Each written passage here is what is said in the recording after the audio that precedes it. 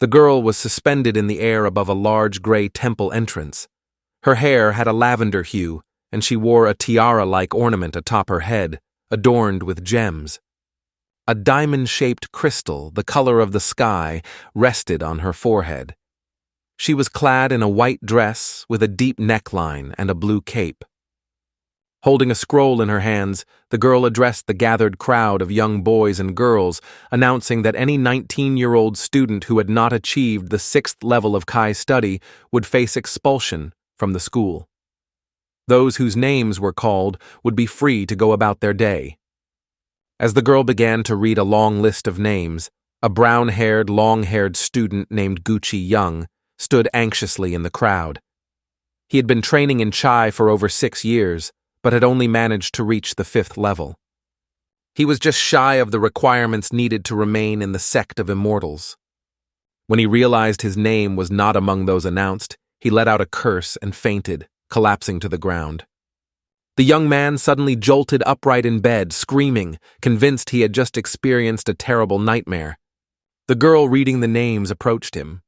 The boy was astonished by her presence and remarked on the multitude of colorful bubbles floating around her, inquiring about their origin. In response, the girl claimed she didn't understand his comments and reiterated that as someone who had not reached the 6th level within the set time frame, she would be expelled. Saya mentioned that attaining the 5th level of Qi would be sufficient to ensure the safety of himself and his loved ones throughout his life. Despite this, he seemed to ignore her and insisted again about the peculiar multicolored bubbles surrounding her. Angered by his reaction, Sia informed Guo that he had been unconscious for half an hour before leaving the room, mentioning there were many who couldn't access the immortal realm. However, the young man interrupted her. The girl turned back around, expecting him to still be on the bed, but he had suddenly moved to be just a centimeter away from her face. Che Yan was very close to Zia, once again discussing some peculiar bubbles. He stretched out his hand to touch one of them. Zia was incredibly frustrated and bewildered, to the point where she found herself frozen in place, cursing, while the young man persisted in reaching for the bubble. At that instant, when the young man made contact with the blue orb, he felt pain and as if he were overtaken by some mysterious force. Sia, furious about Guo's actions, struck him hard in the face, sending him crashing into the wall. Just then, another young man entered the room, cheerfully announcing that Shay Young had regained consciousness, but his grin quickly turned into astonishment at the scene before him. Saya approached the young man, her voice full of anger, demanding that he ensure the girl vacated the room. Meanwhile, Shay Young was on his knees on the floor, expressing his worry that he might have broken ribs. The young man squatted down, chuckling as he pointed out to Guo that he had seen him attempting to touch Sia. He remarked that Shay Yong intended to leave the school yet still had the audacity to reach for the hands of the sect's most beautiful member, Z. King Q, indifferent to the guy's comments and mimicking his expression, was solely focused on the bubbles swirling around him, which, while slightly different from those King Q had, were generally similar. The guy inquired if Guo was aware that Zia, as an inner disciple undergoing the examination, ranked first in physical prowess. In that moment, Guo rose and began to draw closer to the bubbles surrounding the guy. The guy felt awkward about Guo's actions and asked what he was up to. Guo replied that things were not as they appeared. Doubting him, the guy dashed out of the building, proclaiming that Chaiyong was a pervert, while Guo shouted back that he had totally misinterpreted the situation. Jiyu lingered in the doorway, reflecting on how everything unfolding around him was merely a significant misunderstanding. Suddenly, he noticed numerous bubbles floating inside the building, each labeled with inscriptions like the life force attribute of a tree. He approached the bubbles and touched them with his finger to pop them. To his surprise, he found that when he burst the bubbles, his body absorbed everything written on them. The young man was elated by this discovery and contemplated the possibility of becoming extraordinary with such abilities. Sitting on the floor of his room, 11 Young was gazing at a blue, glowing stone in his hand. He concluded that the life force from the bubbles enhanced cultivation capabilities, and even the low-grade stone he was considering contributed an impressive 97 units of vitality. After he absorbed the stone, the original property of the bubble vanished and transformed into a countdown. Confused about why he suddenly began seeing these bubbles, he decided that since this opportunity was granted to him, he would make the most of it. The next day, two guys walking through the square were talking about Gucci Yong. One expressed disbelief that Che Yong could be a pervert. Meanwhile, the other was pleased that Ji-yu had failed the test and would soon be kicked out of the sect. Suddenly, he heard Che Yong's voice behind him, calling him by the name of Shanghai. Jang turned to face Sasha Yong and immediately ran away, screaming. Jang pleaded with Ji-yu to let him go, but Shi Yong only grinned angrily and insisted that he couldn't, because Jang possessed what he needed, bubbles. Shanghai was fleeing from Gucci Yong, begging him to stop chasing him. Young replied that if Xiang stopped running, Ji-yu would cease pursuing him. 11 Young realized that he needed to absorb more tree attribute points as quickly as possible to restore his talent. Otherwise, even with more life force, it would be futile to absorb it.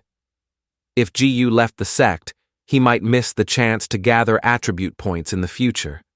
Suddenly, Se-yong halted when he spotted a young man near whom a new, previously unknown bubble was floating, leaving him so astonished that he stopped chasing Zhang. The young man greeted Che-yong with a warm smile. Jae-yong chuckled, squinting at the young man with a mischievous glare, which caused the young man to feel quite scared. Reacting to this, the young man followed Jang's lead and began running away from Ji-yu while shouting. Jae-yong pursued the two young men, commanding them to halt, while Jin, who referred to the second guy as Wu, inquired how they found themselves in such a predicament, observing the scene from the sidelines. The student crowd watched in shock, pleading for someone to put an end to the commotion. Jae-yong continued his pursuit, calling them bastards and demanding more energy from them urgently. He realized that failing to absorb their attributes would result in his expulsion from the sect that same day. Wu and Jan had no awareness of the bubbles surrounding them and were confused by Jae-yong's request for a suck. They were more convinced than ever that Ji-yu was a pervert. Suddenly, Jang halted and extended his arm to the left, causing Wu to crash into it and curse in both surprise and pain. Jang voiced his surprise about him and Wu running away from Se-yong, encouraging them to stop fleeing since they were at the 6th level of Qi, while Ji-yu was only at the 5th, making it easy for them to overpower him without fear. Ji-yu, hearing this, abruptly stopped and questioned why they were running from him, insisting he didn't harm people. At that moment, Wu leaned in to whisper to Jang that he had heard rumors of men being drained of energy by women possessed by a ghost. He speculated that Gush Yong might have recently awakened from unconsciousness and could possibly be possessed, thus wanting to absorb the energy of men. After listening to Wu's theories, Jang concluded that the best solution lay in using his fists, and the tension began to build as they prepared for a fight.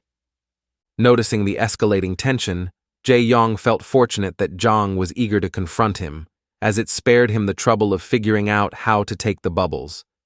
He announced his readiness for a fight and asked which of the two would step up first. Jang suggested that nobody would want to face Shaitan in a one-on-one fight and urged all the students to unite against this pervert. Jae-yong simply smiled and expressed that he was quite content with the current plan. He realized that instead of worrying about how to connect with so many people, he could now focus solely on gathering bubbles rather than engaging in direct combat. At that moment, while Shi Young was lost in thought, John suddenly struck him in the face, questioning what he was thinking and commenting that he was laughing like a girl. Tae-yong felt anger rise within him, swearing as he noted that he hadn't yet declared his readiness for battle. He reflected on how fortunate he was to have acquired Zhang's attribute. Otherwise, this injury would be pointless. In an instant, a crowd of students converged on Shiyong from all sides, simultaneously hurling insults at him. As they overwhelmed him with punches, he remained focused on absorbing the attributes, mentally vowing that he would seek revenge on all of them in the future.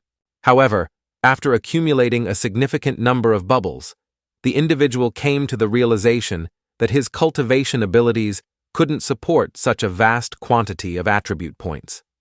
Suddenly he appeared on the street and surveyed everyone present with astonishment. She inquired of the students about their activities and the reason for their gathering. Suddenly she felt a tug on her shin. Looking down, she noticed a young boy. He was lying on the ground, battered and pleading with Zahir for help, clutching several attributes of varied colors in his hands. The girl gazed at Gu in surprise before angrily kicking him with such force that he was sent flying several meters away, dropping one of the attributes. Chaoyong reflected to himself that this strike was cruel and that he must have hurt the girl significantly beforehand. After all, the girl was recognized as the top genius of the inner sect and was in charge of overseeing the outer sect. The young man tallied all his attributes and realized that he still had a deficit. Zia confronted Gu, brandishing her sword and labeling him a bastard, reminding him that anyone who hasn't attained the 6th level of Qi is permitted to leave the outer sect. In reply, 11 Young quietly asserted that he had already achieved the 6th level of Qi imprisonment. The girl countered that she was the chief disciple of the Green Cloud sect and could clearly see his cultivation level. Sia claimed that Gu had barely reached the 5th level of Qi at that moment, and though it was an improvement from what he had at the time of the list announcement, the 5th level is still just the 5th level. She commanded him to exit the sect, stating that she wouldn't hold him accountable for past actions, but if Gu continued with his lies and deceit, she would not hesitate to dismantle his weak cultivation. The other students observing the exchange felt a bit of pity for Che. Yanzhong noted that he understood Shiyong's strong desire to remain in the sect, but reaching the 6th level of Qi before turning 18 was crucial. This regulation was essential for assessing whether a student could further advance their level in the future. Additionally, anyone wishing to join the sect had to have at least a 3rd level ranking. In response, Gu shouted again, insisting that he had indeed reached the 6th level. Seo looked at Shuyong with irritation, but he didn't get a chance to speak as the guide declared that if the girl didn't believe him, she could verify his claim herself. The girl called him obstinate and warned that if he was still lying about not reaching the 6th level, she would obliterate him. Jae Yong asked what would happen if it turned out he had truly achieved the 6th level of Qi. Sia responded that if that were the case, he would receive whatever he desired, and she swore she would keep her promise. The students observing Zia and Jiyu whispered among themselves, calling Jiyu a fool for daring to challenge big sister Zia. The sister in question was the clan's top genius with exceptional talent, her cultivation having already reached the peak of the Yuan realm, just one step away from advancing to the next realm. On the other hand, Shiyong was a disciple from the outer sect who had already been expelled. The students couldn't comprehend how he found the nerve to challenge her. The young man was taken aback by the statement, as he hadn't proposed a duel and believed he was simply required to maintain his position at the 6th level of Qi for as long as possible. The boy observed Z like bubbles and recognized her diligence, vitality, and sword intent based on his own experiences. He concluded that vitality was the most crucial of these traits. This trait directly influences one's cultivation ability, and there exists a root bone that can enhance the efficiency of the vital energy that Gu has already absorbed. The effect of the attribute referred to as sword intent by Shuyong remained an enigma. Su instructed the boy to attack her in order to evaluate his strength. However, he declined, having heard that the girl had already attained the peak of the Yuan sphere. Su was 2 levels above Yang, meaning she could easily defeat him with just one hand. He noted that under these circumstances, it would be tough for him to demonstrate his true strength. The girl countered that she would only be able to gauge Jiu's level after he attempted a lunge, as this was a test of level rather than a duel. She wouldn't initiate an attack, allowing Shiyong to strike her safely. The girl responded exactly as the boy needed, prompting him to contemplate. He lunged at her with the intention of taking her life force, but she dodged nimbly and adeptly, causing him to only manage to grasp the bubble containing her sword intent. He attempted once more to seize the desired attribute, but Z proved to be too agile and evaded him again. The girl leveled her sword at GU, concluding that he was inadequately prepared and hadn't even reached the 5th level. Meanwhile, as the guy touched the bubble containing the sword intent, a blue sword aura enveloped him. Feeling slighted by Shiyong's distraction during their fight, the girl slapped him sharply across the face. He was sent flying several meters away, exclaiming curses along the way. "You see? You advised GU that it would be best for him to surrender." She turned to leave, but suddenly Shuyong called out to her, stopping her in her tracks. The girl looked at Shuyong with curiosity, and then he inquired if it was the right time for him to make his move. The guy quickly dashed towards the girl, simultaneously grabbing a sword from one of the other students. He swung his sword through the air, leaving behind a blue trail. Everyone was astonished to witness the sword emitting an aura. Meanwhile, Shiyong stood in awe. GU expressed her gratitude to her for allowing her to participate in the test and took another ability from her. The guy reflected on his good fortune, realizing that only he could perceive the bubbles. He hadn't even considered that the sword intent might propel him to the 6th level, and that the life force from the best expert of the intersect would be an invaluable gift for achieving that rank. The girl, overwhelmed with emotion, began to question the guy about where he had acquired the sword's aura. She found it hard to believe, as only those who had dedicated many years to swordsmanship could master such an aura, and she couldn't comprehend how an outer sect disciple could achieve it. In response, the guy simply laughed it off, reminding her of her earlier promise to do anything for him if he succeeded. He joked that he would like to take her place, and now that he had passed the test, he felt entitled to make requests. The girl expressed her hope that the guy would at least show a bit of moral integrity when he took the intersect test. GU clarified that he was only joking about the promise she made, explaining that his grandfather was just worried he would be expelled from the sect, which is why he increased the competition with SEO. To this, the girl replied that once he was released, he should go to the inner door and mention that he was going to meet her. The students were quite taken aback by this response. Even Se-yong was taken aback by Zia's reaction and felt a twinge of embarrassment. He decided that he should first visit the Pavilion of Tibetan Scriptures. He stepped out of the Pavilion of Tibetan Scriptures clutching a scroll. He lamented that the outer sect disciples could only reach the initial level, although the lone assassin sword technique he purchased was reputed to be top-notch. It was rumored that effective training could even harness the Earth's energies. Most of the qualities belonging to the outer sect disciples were absorbed by Shiyong, leading to the disappearance of the Essence Stone. In truth, the life force of these items was rather pitiful. Regardless, he could not afford to miss the promotion test to the courtyard scheduled for 6 months from now. After all, he intended to go there to measure his own abilities. A few days later in the Killian Mountains, GU was exploring his hypothesis that monsters possessed attributes as well.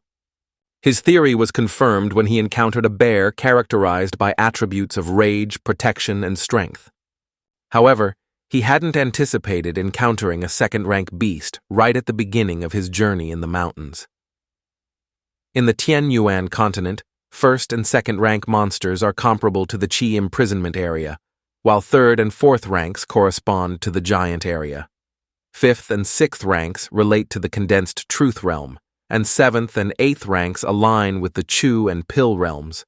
Ultimately, the ninth rank corresponds to the Shanghai realm.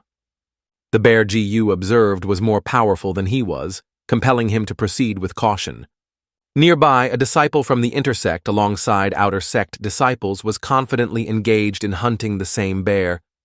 The outer sect disciples commented on the audacity of someone who dared to disturb the king, who had recently ventured into the Killian Mountains alone. One of the outer sect disciples, who was accompanying Hua, began recounting the events from a few days prior involving GU and Sia. During his narration, he mentioned Sister Shu by name, which promptly earned him a slap in the face from an enraged he was sure on. The man was infuriated that an outer sect disciple had the audacity to refer to Sister Shu by her name. Sharon, filled with anger after realizing that Shiyong now had the ability to inquire and observe everything, wanted to find out the current location of a particular individual. Meanwhile, Ji-yu was engaged in a battle with a bear to acquire its attributes. He recognized that he couldn't defeat the bear, so he aimed to absorb as many of its attributes as possible. During the confrontation with the bear, he executed the lone killer sword technique, successfully taking down the creature in a single strike. Thankfully, most attributes of demonic beasts are external, allowing Ji-yu to absorb the bear's energy to weaken it. However, he never anticipated that the attribute of rage would be so potent. Ji-yu lamented the absence of life force attributes in the beast, speculating that it was due to the bear's low level.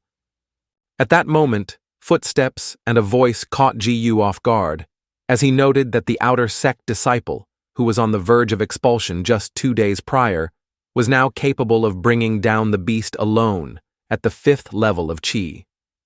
Chae-jung turned in surprise at the sound, mockingly expressing disbelief that Ji-yu had actually reached the 6th level and requesting Shiyong to explain how he accomplished that.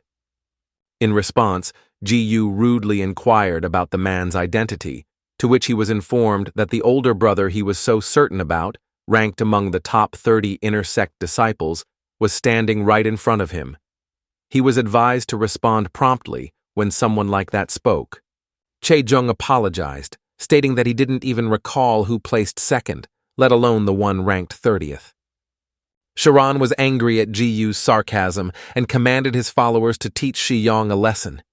2 men and a girl wielding swords approached Gu to attack, but he utilized the attribute of rage to dash past them with remarkable speed.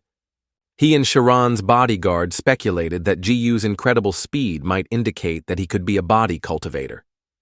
Ji-yu noted that he had invested significant effort in dealing with the bears, observing that the 3 individuals attacking him were at least at the 8th level of Qi imprisonment, if not higher. Despite Se-yong's ability to evade an attack, an inner disciple awaited him, whose level was unknown to the girl. The girl mentioned never having met Brother Hua and not knowing him, suggesting that she should directly communicate what Sharon required from Ji-yu. In response, Sharon stated that while Chang had no ties to Hua, he desired to assist the king in avoiding the disgrace of a promise that would make him a hero. He proposed that the girl might develop feelings of gratitude towards him, which could lead to a captivating tale. Se-yong quickly grasped that Sharon intended to eliminate Ji-yu. Hua remarked that Se-yong had ventured into the Kilian mountain range alone at the 6th level of Qi, and logically, it would be more sensible for him to be devoured by monsters in such circumstances. At that moment, Ji-yu pointed behind him in surprise, exclaiming that Sister Zia had also arrived in the mountains. Sharon looked back but found no one there. He turned around to realize that Ji-yu had seized the distraction to conceal himself while he was momentarily distracted. Ji-yu, the dog, now hidden in a tree, called out that Jia Konku was even prepared to sacrifice his dog's head to honor the promise made to Shean. Following this, Ji-yu vanished, prompting few to command their men to pursue him, stating that Ji-yu had fled deep into the Kilian mountains. Chong leaped from branch to branch, evading the pursuing intersect disciples. Liu pondered that the top 30 intersect disciples should now be in the Jiahuan realm, and the 3 Huo bodyguards had likely reached the 8th level of Qi. The young man recognized that he stood no chance against them in a fair fight while dodging a snake. He realized that even if his speed attribute was compromised, he would be unable to withstand them. Ji-yu understood that with just another month to prepare, he could easily defeat them. For now, the young man could only hide among the mountains from his chasers and assess whether Ji-yu could leverage the strength of the monster beasts to conquer his opponents. At that moment, a stunning young woman with vibrant pink hair strolled through the forested mountains. Concealed among the branches was a figure clad in dark, ninja-like attire, observing her. Abruptly, the girl halted and called out, questioning the delay of her companions who were supposed to attend the meeting. The man in hiding launched a flare into the sky, proclaiming that he had spotted the target and required backup, signaling the celestial warriors from their heavenly realm. Following this, the spy leaped down from the tree, ready to ambush the girl from behind, spear in hand. Yet she spun around and inquired if the one who attacked her had summoned her. In response, he was struck twice, sent crashing into a tree, behind which Gucci Yong was secretly watching, holding his breath and thinking he had encountered a formidable creature. He reflected on the girl's extraordinary strength, something he had never faced before. Gazing at the slain spy, he noticed the man's attributes and realized he was above the Jaeyoon level, indicating that this girl was in the truth realm. Suddenly, a group of samurai, resembling the attacker, surrounded her. She was taken aback by the multitude sent to capture her. The girl questioned their leader about their intentions regarding the palace. They explained that the princess was isolated in the Killian Mountains, making it a rare opportunity, and her lineage was particularly appealing. The princess responded that she had heard the heavenly palace was populated with powerful masters, and even a novice warrior needed considerable strength to gain entry. She mused on the identity of her opponents. Were they one of the 4 great officials of the Yuan kingdom or one of the 12 deities? Meanwhile, Ji took the attributes from the fallen samurai and concealed the body among the bushes. The sun god expressed his sincerest apologies to the princess and invited her to meet the masters in June. A girl with a mischievously defiant look inquired what would occur if she chose not to accompany them. She was informed that they would have to forcibly take the princess, prompting several samurai to approach her. The girl cursed and demanded Sinjin come to her directly. The god of the day responded that this significant issue had been reported to the celestial authorities, and it was anticipated that Master Xinjiang was knowledgeable about the princess's whereabouts. Meanwhile, Chong, still concealed behind the tree, was absorbing attribute energy in substantial amounts. On the other side, the 3 companions of Hua searched for Cheong, puzzled by his swift escape, given that he was only at the 6th level of Qi. The girl voiced her fear of being in the mountains, worrying they might encounter more formidable monsters, unsure of her ability to overcome them. In reply, another escort labeled her a coward and reminded her that Brother Hua was already safely within the massive sphere, so there was nothing to dread. Suddenly, a commotion erupted in the forest, startling birds into flight. The sect disciples noticed and assumed the boy had encountered a monster, prompting them to rush toward the noise. Upon arrival, they found a young man hiding behind a tree and prepared to strike. It was Gucci Yong. Dai leapt from the bushes, sword in hand. The young man flinched but was pleased that events were unfolding as he had planned. He thought the end was near. The boy dashed toward the princess, surrounded by numerous ninjas who accused him of being a murderer, pointing at Hua and his companions. Jae-yong stated they had killed the samurai and concealed him in the underbrush. The god of the day questioned Hua and his guards about their identities. Anxiously, Ji-yu urged everyone to respond quickly.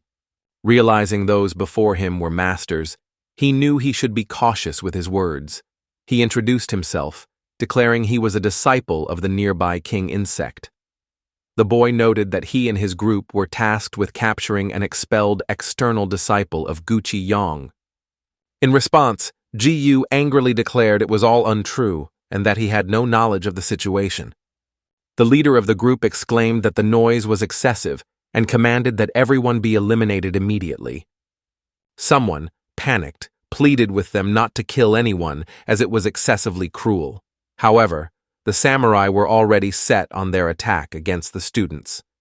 He and his companions cursed their predicament due to Ji-yu and decided they needed to escape the forest swiftly.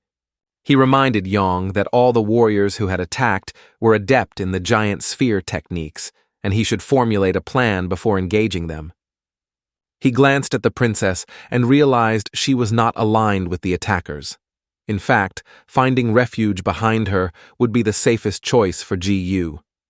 Shi-yong rushed toward the girl, but she shot him an irritated glare. He sensed a lethal energy emanating from her, which made him uncomfortable. He was astonished to recognize that the girl he had previously let behind him, whom he thought was hiding, possessed a deadly aura. Taeyong recalled the sword aura he had acquired from Z King, which had been invaluable at that time. He needed to obtain the princess's aura to ensure his survival now. The boy launched an attack on the girl using assassin sword techniques, aiming to gain her powerful aura. Jiyu was on the verge of seizing the attribute when the girl abruptly shoved him away. Fortunately, he managed to acquire the attribute just in time. Shi Yong was infused with the power of the attribute, and the princess, noticing Jiyu's newfound killing aura, couldn't comprehend how he had obtained her powers. The samurai recognized that Shi Yong bore the same aura as the princess, suggesting a possible blood connection, so they realized they could not allow him to escape. The girl listened to these remarks and concluded that Jiyu must be her kin. The samurai charged at the princess, yet she effortlessly fended them off with a mere flick of her wrist. The god of the day launched an assault on the princess, claiming that he had learned she had achieved the apex of the condensed truth realm 3 years prior. Thus, by conquering her, he believed he could harness the full strength of her blood. In retaliation, the girl struck at the god of the day, asserting that defeating her was beyond his capability. Someone eavesdropping on their exchange suspected the princess might be a reincarnation of blood. The girl beside him inquired of Sharan what he meant. He explained that those responsible for such reincarnations possess unique talents desired by all immortal cultivators. Their cultivation pace far surpasses that of ordinary individuals. If they survive, they would transcend the Shanghai sphere, with survival being the essential factor. According to folklore, blood is a primordial evil being, loyal only to one designated partner throughout eternity. The genius required to reincarnate her was crucial, until the Holy Land discovered an elixir effect. Several prominent masters learned of this when they infused blood into their potions, achieving results that could elevate them beyond the Shanghai sphere, subsequent to which blood reincarnates were no longer regarded as geniuses. Each reincarnate was dispatched to the Holy Land to be cultivated as an elixir, viewed as a perpetual resource due to their endless cycles of rebirth. However, the material for the elixir, the children learned of their grim destiny and fled. Each reincarnation was marked by a lethal star in the heavens. Therefore, when blood entered the mortal realm, the Holy Land commenced a hunt, ultimately annihilating the entire lineage. She warned Gush Yong that if he indeed was linked to blood, the sect would certainly expel him upon discovering it. The boy was taken aback when he realized that the girl whose aura he assimilated was a blood reincarnate. Consequently, when Jiyu absorbed her murderous presence, the samurai misidentified Se Yong as part of the dynasty. Se Yong felt relief that the princess engaged in battle with the god of the day, allowing him a reprieve. The deity of the day was evading yet another strike from the princess and was on the verge of descending to the ground when he was suddenly caught by an unseen hand. It was revealed to be the Lord of Heaven. All the samurai, along with the god of the day, bowed before him, overjoyed by the Lord's timely arrival. The man noted that blood had been absent for 3 years, suggesting that the god of the day's team had successfully accomplished their mission. Consequently, upon his return to the celestial palace, rewards awaited him. Flavius mentioned that he would handle the princess personally and intended to discuss the students when Hua interrupted. He introduced himself and his companions, expressing his eagerness to aid in securing the flowing blood. The CA acknowledged his familiarity with the 4 prominent clans and expressed surprise at encountering their disciples. Hua accused Jiyu of committing numerous misdeeds within the sect, noting that Sharan pursued him by aura but unwittingly interrupted the samurai and the god of the day. Jiyu realized that another formidable adversary had emerged and knew he needed to escape while he had the chance. The Lord commanded the samurai and the god of the day to pursue Jiyu. However, the princess launched an attack on the god of the day, asserting that their battle was not yet over, but the Lord intervened, indicating he was now her challenger. The Lord concluded that the demon from the UN kingdom was safeguarding a child who had reached the Chai prison area and questioned King Lu Han about Ji-Yu's chances of evading the Heavenly Palace's samurai. The god of the day stood alone in the forest, scanning his surroundings in search of Ji-Yu. Meanwhile, Ji-Yu concealed himself behind a tree, reflecting on the surprising fact that even after gaining the monster's agility attribute, he still couldn't evade the god of the day. Che-Yan looked back towards the spot where his pursuer had stood, only to find it empty. Concluding that the god of the day had moved on, he stepped out of hiding, feeling secure. At that instant, the sun god, concealed within the very tree, leaps down upon Shiyong with the intention of killing him. Shiyong, however, smiles as if that was his cue, skillfully evading the descending attack. The sun god realizes he is trapped in a small pit filled with the broken eggs he had just smashed. Ji-Yu commented on the god's lack of preparation, particularly targeting the sun god, questioning whether he was hunting or pilfering eggs. The adversary responded, suggesting that Ji-Yu had set a trap for him. But before he could elaborate, a massive serpent lunged from the side, coiling around the sun god and pinning him against the tree. Shiyong identified the creature as a fourth-rank python, now far stronger than creatures of the Gyu region, noting its appearance whenever someone coveted its nest. Ji-Yu remarked on the sun god's recklessness in smashing its eggs, warning him to brace for the python's wrath. When the snake opened its mouth to strike, the sun god halted it with a mere gesture, asserting that such a meager beast could never hope to defeat him. Shiyong stood atop the serpent's head, declaring that it would not be the monster facing him. At that moment, he extracted the creature's attributes of agility, bloodlust, and strength, swinging his sword while proclaiming that murderers await retribution. The strike wounded the beast and grazed the sun god, but not severely.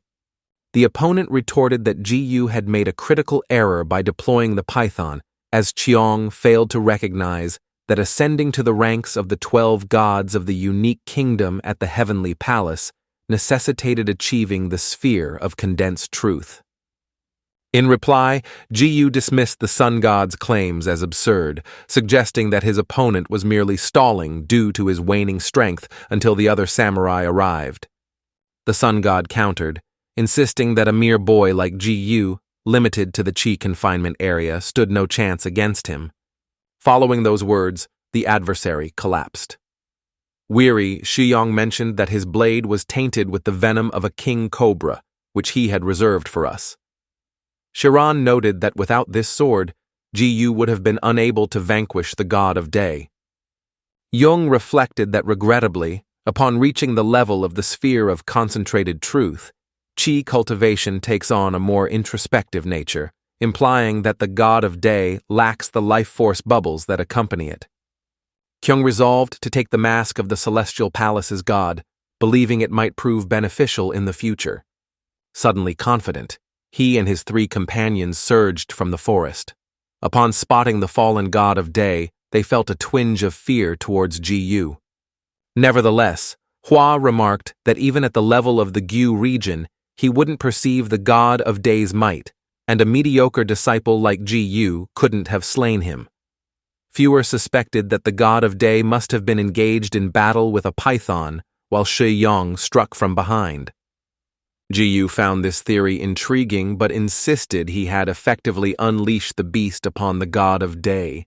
Kuo instructed his followers to capture Shiyong and bring him to the Heavenly Lord, prompting the trio to rush at Ji-Yu with the intent to attack. A menacing aura enveloped Che-Yong. He showed no fear as 2 students, both at least at the 8th level of Qi confinement, charged at him. With a swift motion, he lifted them off the ground before letting them crash back down. Witnessing this, someone cried out in disbelief, questioning the presence of a 6th-level Chai user who could overturn such formidable opponents with a mere gesture. Che-Yong responded that he couldn't comprehend why they sought to eliminate him. Ji-Yu speculated that he desired to impress Sister Zia, revealing that Shiran could effortlessly kill anyone he met for the first time, devoid of any grudge. He added that if the guy was so eager to learn the motive, He needed to consider his own vulnerability, as eliminating him was the simplest choice. In response to this, Sharan charged at Ji-yu with his sword, ready to strike. Chae-young noticed that Sharan was positioned within the Yuan sphere, indicating that Ji-yu couldn't confront him directly, since Hua possessed significantly more energy. This meant Se-yong needed to act swiftly. Hu should seize the opportunity to provoke him and strike with full force. After contemplating, Ji-yu boldly challenged Hua, declaring that if he wished to kill him, he should go ahead and try. Ji-yu then attempted to make a sudden escape, but moved at incredible speed. Sharan was bewildered by this, as such velocity seemed to be on par with Earth's technological advancements. Perched on a tree, Chae-young questioned Hu about how a disciple ranked in the top 30 could struggle against an outer sect disciple seeking promotion. In reality, the Python attributes that Xi-yong had absorbed enhanced his speed even further. A furious Hua shouted that he would soon have the young man begging for forgiveness on his knees before charging at him with his sword. Meanwhile, Ji-yu descended from the tree, satisfied that his plan was unfolding as intended. He was eager to test his newfound strength. The swords of the two clashed, with the Cheong sword slicing through Sharan's weapon. He was sent flying to the ground. Ji-yu pressed his sword against Sharan's throat, taunting him about the feeling of being bested by a disciple like himself, referring to Hua as master. Turan protested loudly, claiming the situation was impossible, as Shaolin was only at the 6th level of Qi study, and no one could defeat him with a single strike. Chae-young believed that the diverse abilities he had acquired could allow him to overpower someone like Hua effortlessly.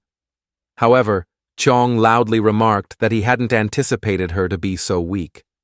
Sharan realized that despite his error, it seemed Shi-yong himself hadn't expected to counter his fiercest attack. Hua called Ji-yu careless, labeled him a brat, and urged him to stand and fight if he wasn't afraid. Just as he was about to cut Ji-yu's throat, he suddenly heard an approaching noise. They were warriors hailing from the celestial fortress, in search of Cheong. I understood that the heavenly soldiers would soon locate him in Hua. At that moment, while Xi-yong was lost in thought about his next move, Sharan, having sustained an injury, escaped from beneath Guo's sword and fled. He called out to Taguchi-yong to await his return to the clan and cursed him to meet his end. The soldiers of the heavenly castle heard his words and rushed towards him. I found it shocking how harshly he treated himself, even going as far as to injure himself to make his getaway. 11 Yong pondered the overwhelming number of heavenly soldiers and a minister unfamiliar with the realm, realizing the need for him to withdraw. Ji-yu believed that his newfound speed would enable him to evade his chasers, but he recalled that the princess had assisted his escape. Ji-yu concluded he must forget the girl and flee if he valued his life, knowing he couldn't contend with that official. Yet, a strong sense of duty and honor compelled Ji-yu to return to the battleground. Perched atop a tree, he surveyed the surroundings. Oddly, everyone had vanished, leaving the victor uncertain. Jae-yong thought it insignificant, believing he could safely return to the clan as the mountains remained perilous. As he prepared to descend, he sensed someone behind him. Quickly he recognized the aura of the Lord of Heaven, leaving him stunned and fearful. The figure behind him questioned Ji-yu if he was the one the princess sought to save. Tae-yong inquired again, as if the earlier question had not registered. The effort appeared painful for the guy. Flay asked if Gi-yu had returned to rescue the girl who had defended him, calling it a touching act. Still paralyzed by fear, Shi-yong remained silent. One thought consumed him. Run! Yet as he attempted to flee, he was forced back. By a mere wave of the Lord's hand. He fell to the ground, crying out in agony.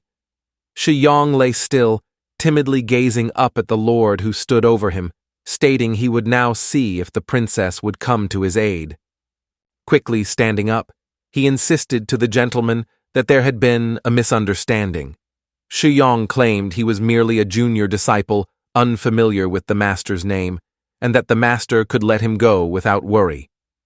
The Lord of Heaven responded that he needed to verify something, countering with a question regarding his meaning. The gentleman answered that Yan King understood the importance of her bloodline to the Holy Land, yet wondered why she had left the palace to live in solitude in the mountains. When the Lord inquired if he was aware of the term palace, he then asked Shi Yong if he knew the girl was a princess, the daughter of the emperor of the great Yun Kingdom, Yan King. Now Ji Yu comprehended why the girl was so well developed. The bishop addressed Se Yong, asking to validate his concerns. Ji Yu thought this was impossible as the girl couldn't assist him. It seemed the man intended to harm him. Shi Yong had resigned himself to his fate when suddenly a princess intervened, halting the Lord's attack. Shi Yong was astonished as the Lord questioned the princess on her return, since she had previously evaded danger. The girl offered no response, leading Ji Yu to believe the old man had indeed made an accurate guess.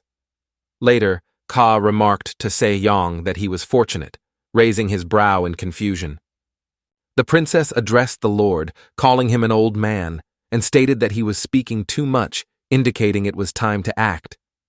She prepared to strike the Lord of the Royal Dragon Chi first, but he managed to defend himself with a timely gesture. The Lord acknowledged the strength of the Royal Dragon Kai, but suggested the girl would need more than that to overcome him. With that, he launched an attack, catching the girl off guard as she chose to absorb the blow. Meanwhile, Ji Yu, observing the conflict, felt uncertain. If even the princess could not contend with the Lord. Suddenly, an attribute labeled Royal Dragon Kai flew towards him. He grasped it, feeling its immense energy envelop him and form an aura around him. The master lunged at the girl, shouting wildly, "With this strike, I will shatter your Royal Dragon Kai." His eyes were wild, akin to a madman's, as he proclaimed he would annihilate the princess that very day. Out of nowhere, Ji Yu intervened, positioning himself between the princess and the master, declaring, "Dream on, old man!" He lifted a sword that radiated the essence of Royal Dragon Kai. The young man proclaimed that with the might he had mustered, the sword was now the most formidable weapon, surpassing even Sharon's. He swung the blade with the words, "Give me your life." The master, upon witnessing this, indignantly questioned how the boy dared to confront him. He arrogantly claimed he could easily dispatch Ji Yu with a single hand, extending his palm to thwart the attack. To the master's astonishment, the sword still managed to slice through him, leaving him defenseless. This infuriated the master, who furiously admonished Chong for such audacity. Seizing the moment, the princess decided it was an ideal chance to strike the master while he was unguarded. She delivered a blow that caused blood to spill from his mouth, knocking his mask aside. In that instant, the princess grasped Chong's hand, exclaiming, "Let's go!" and they began to flee together. Once they had reached a safe distance, they paused to strategize their next move. The girl assured that her attack had incapacitated the officer for the time being. She urged Se Yong to return to the king swiftly to inform him of her situation. She declared herself the ruler of the Great Yuan, King Luhan's daughter, asserting that someone would surely escort her back. The boy cautioned her to be vigilant, for the Lord was a devil who could pursue her at any moment. The princess appreciated Ji Yu's concern. Just as the boy was about to depart, the girl halted him, revealing she still didn't know his name. The young man introduced himself, stating he was a member of the outer sect, but now had a strong possibility of becoming an inner disciple. The princess expressed her gratitude to Jae Yong for rescuing her. In reply, Gu awkwardly pointed out that it was actually the girl who returned to save him first. Shu Yong questioned her reason for coming back, noting that even the old devil suspected her desire to help Guo. Before the young man could finish his thought, two large birds soared into the sky, each carrying a samurai rider. The girl mentioned that these individuals had arrived for her. The samurai dismounted from the birds and approached the princess. Upon landing, they knelt before her, and the leader apologized for being late and for frightening her, declaring he deserved punishment for his transgression. He further requested the princess's return to the palace, and informed her that he had dispatched search parties to ensure the demon did not escape. Afterward, the princess and 3 samurai mounted the birds and ascended toward the castle, while he observed their departure for a moment before heading to his king insect. At the sect's entrance, Gu felt relieved to finally be back. As Shi Yong walked within the sect, he reflected on his initial intention to cultivate vital energy outside, ultimately realizing he had done the opposite. He resolved to remain in the sect to accumulate strength. Suddenly, a disciple from Jianghai hurried over to Gu. He greeted him and inquired about his whereabouts, reminding him that only 3 days remained until the semi-annual intersect exam. Shi Yong raised his eyebrows in surprise, acknowledging that without Brother Shanghai's reminder, he might have overlooked the exam. Approaching Qiong, the young man quietly asked if he had made any enemies during his absence. Qiong informed him that just yesterday, someone from the intersect inquired about Shi Yong's location. Upon hearing this, Jiyu realized that he must have returned to the sect earlier than expected. Zhang Hai, surprised by this revelation, inquired how Brother Jiyu could hold a grudge against Shi Yong from the intersect. Qiong simply stated that it was of no importance and that he intended to accompany him to Shanghai. He mentioned his strength, ranking as the 28th expert within the inner sect, and warned that disciples of the intersect could easily eliminate those from the outer sect, advising against provoking them. He expressed gratitude to Zhang Hai for bringing this to Shi Yong's attention and assured that he would be cautious moving forward. However, Jiyu noted that Brother Zhang was unaware of Shi Yong's current cultivation level, so he chose to accept his goodwill. Zhang Hai further remarked that they were fortunate the outer sect was such a chaotic place that locating someone there was not simple, vowing to ensure the others kept Shi Yong's location confidential. Suddenly, Zhang Hai recalled another individual who was interested in Shi Yong's whereabouts, expressing surprise at not recalling any offense towards such a significant number of people. Shanghai remarked condescendingly that Jiyu had a poor memory and reminded him of Shi Yong's previous humiliation involving a quarrel with a girl, implying a debt owed. Jiyu quickly realized that Chen was referring to Sister Zia and questioned what she wanted from Shi Yong. Zhang Hai admitted he lacked that information and suggested Shi Yong inquire directly with the girl.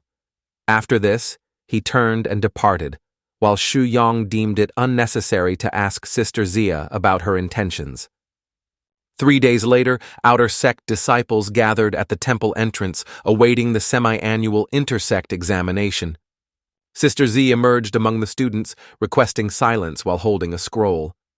She announced that the top 10 performers in the external semi-annual exam would be awarded average-quality pristine stones.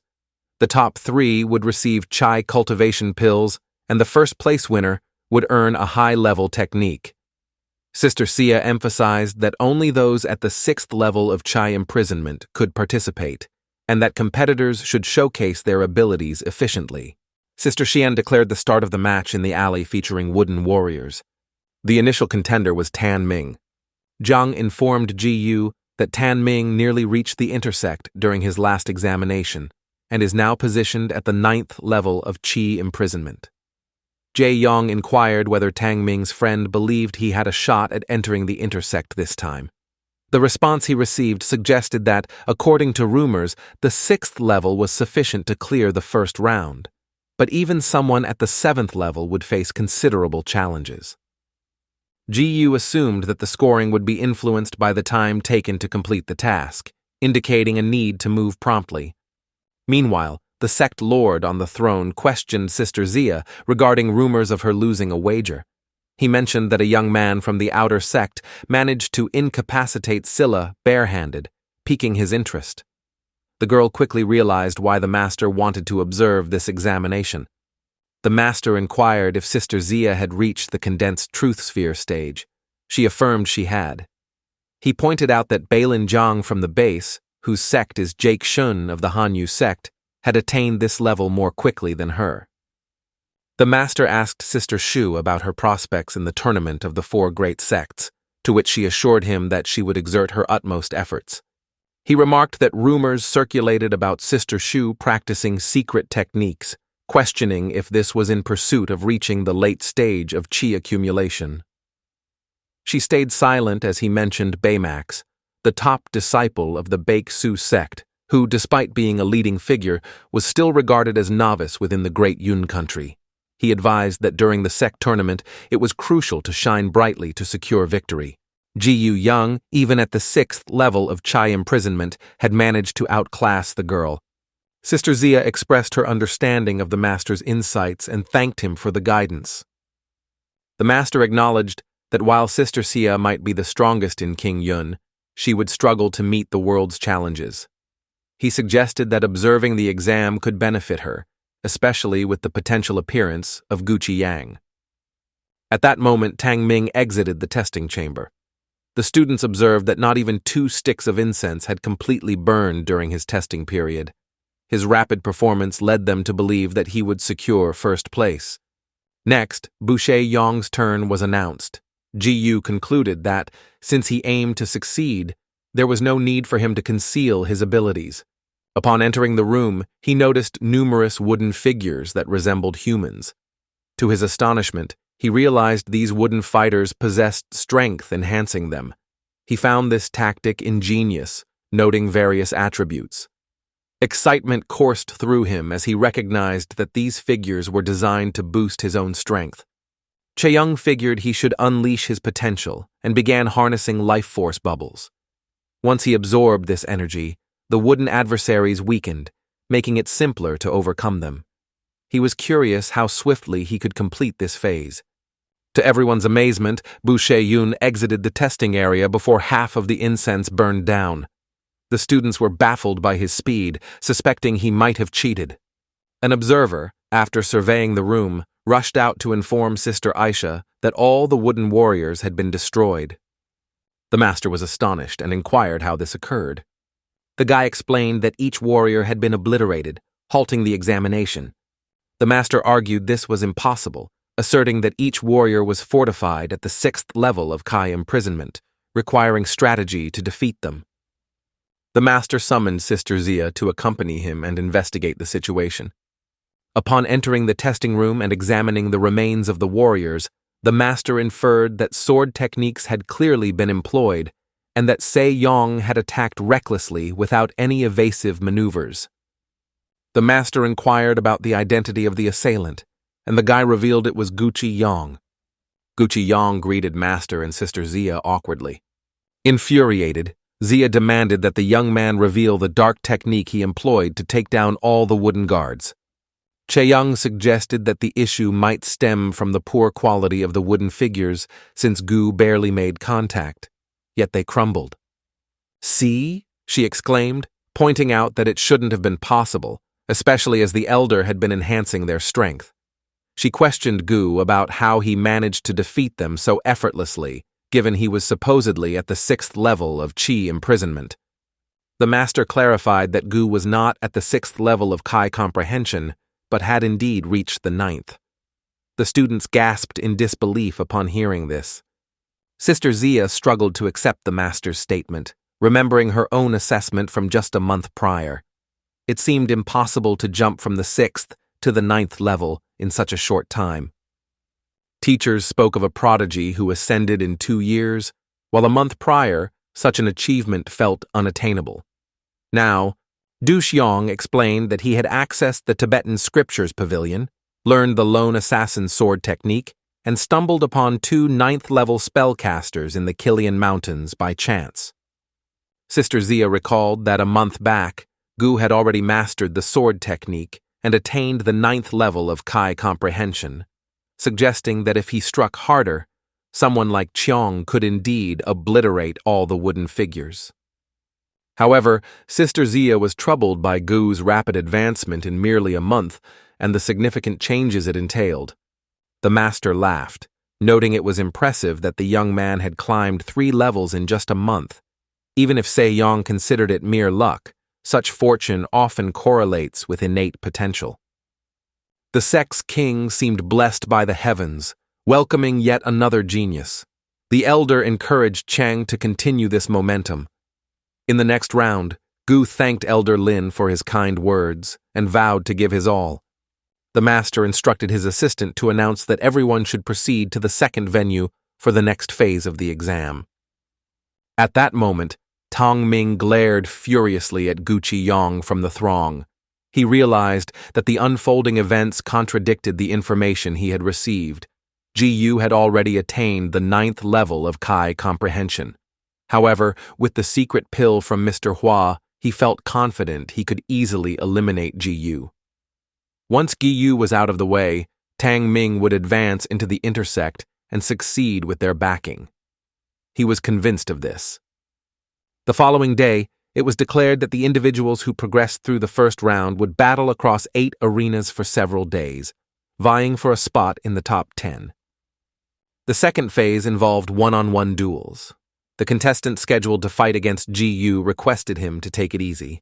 Sister Shu, observing the matches, noted that following the first round, the crowd regarded Guqi Yong with newfound respect. She wondered if Se Young could also secure first place in the individual fights. Se Young cautioned his opponent to be careful and initiated a swift attack. Ji Yu circled around his rival, who soon acknowledged his defeat. The official announced that Guqi Yong was the victor. Se Young would face a similar outcome in the next rounds. The audience began to chant Guqi Yong's name while the master commended him, stating he was unmatched in the outer sect. The master considered assigning a skilled mentor for Se Young in the inner sect. Ultimately, the final match was announced, Guqi Yong against Tang Ming, as the crowd rallied behind Guqi. Tang Ming expressed surprise at Guqi Yong reaching the finals. In response, Se Young dismissively crossed his arms, claiming it was mere luck, and assured Brother Tang would prove to be an easy opponent to defeat. Tang Ming declared he wouldn't concede the victory easily, launching his attack. Jae Yong, grinning at Tang, challenged him for a lesson. The watching master was astonished to realize that Yong had already grasped the sword's intent, which the students remembered him employing against Sister Shu. Tan exclaimed that he had never encountered such a technique before. Even Guo's rival realized that his speed had markedly improved, just a bit more, and he would surpass him.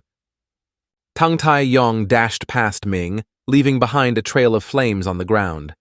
In the aftermath, the ground at the site of the trail Li Kai, creating a fissure. The students observing the duel were left in astonishment. Tang Ming pondered how there could be such a vast disparity in strength between them, as he was certain Shayan was at the 6th level of qi control. While Tang Ming contemplated this, Shi Yong sprinted past him and landed a powerful punch on his opponent's face. Tang Ming was propelled several meters away, and realized he might have to resort to the item he believed had been gifted to him. He retrieved a small sphere, a secret pill designed to amplify strength 100-fold at a critical moment in battle. Confident that this would enable him to easily defeat Chiang, he felt furious and was determined to teach Guo a lesson for standing in his way. Shiran had also cautioned Tang that if he attempted to cheat, he would ensure a turbulent time for him in the intersect. Tang contemplated his next move and swallowed the pill whole. Instantly, he felt a surge of energy radiating from within. His body began to be infused with immense power. The master observed that Tang Ming had ingested the pill. The girl inquired about the pill in question. The master explained it was the same one Sister Izia had previously deemed excessively hazardous. He mentioned having devoted half his life to creating longevity pills, thus being knowledgeable on the topic. Consequently, he had recently grown reluctant to accept them. Each elixir or pill carries not just healing properties, but also potential side effects. Normally, cultivators employ a small number of warming pills to facilitate faster absorption of chi energy from their surroundings, with minimal bodily harm. Secret pills do enhance energy absorption rates, yet they also impose greater harm. However, certain pills are capable of unlocking the full potential of the human body, facilitating rapid advancement in cultivation stages, but at the cost of intense suffering while releasing all the qi within a cultivator's body. As the master recounted the tale, Tang Ming was howling in agony from the pill's effects. Sister Xian inquired if she should step in. The master noted that Tang Ming's complexion had darkened, indicating that the potency of the pill was too strong and had built up within his meridians. The damage was irreversible, resulting in the loss of all his cultivated energy. The master instructed Sister Zia to keep a close watch on Tang Ming, for if she encounters an insurmountable foe in the future and resorts to this method, she could meet the same fate. Sister Zia looked on in horror. The young butcher mentioned to Tang Ming that, with his abilities, Brother Tang would secure a spot in the intersection. He queried whether it was worthwhile to take the pill to achieve first place. In response, the monstrous form Tang Ming had taken roared, confident that someone would dare to harm him.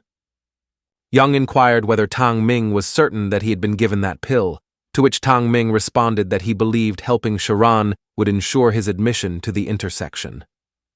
Before Ten Min could complete his sentence, Tang Ming screamed in excruciating pain once more. Touché. Yang observed that Tang Ming's appearance had drastically altered. He was now completely out of control, transformed into a horrific creature.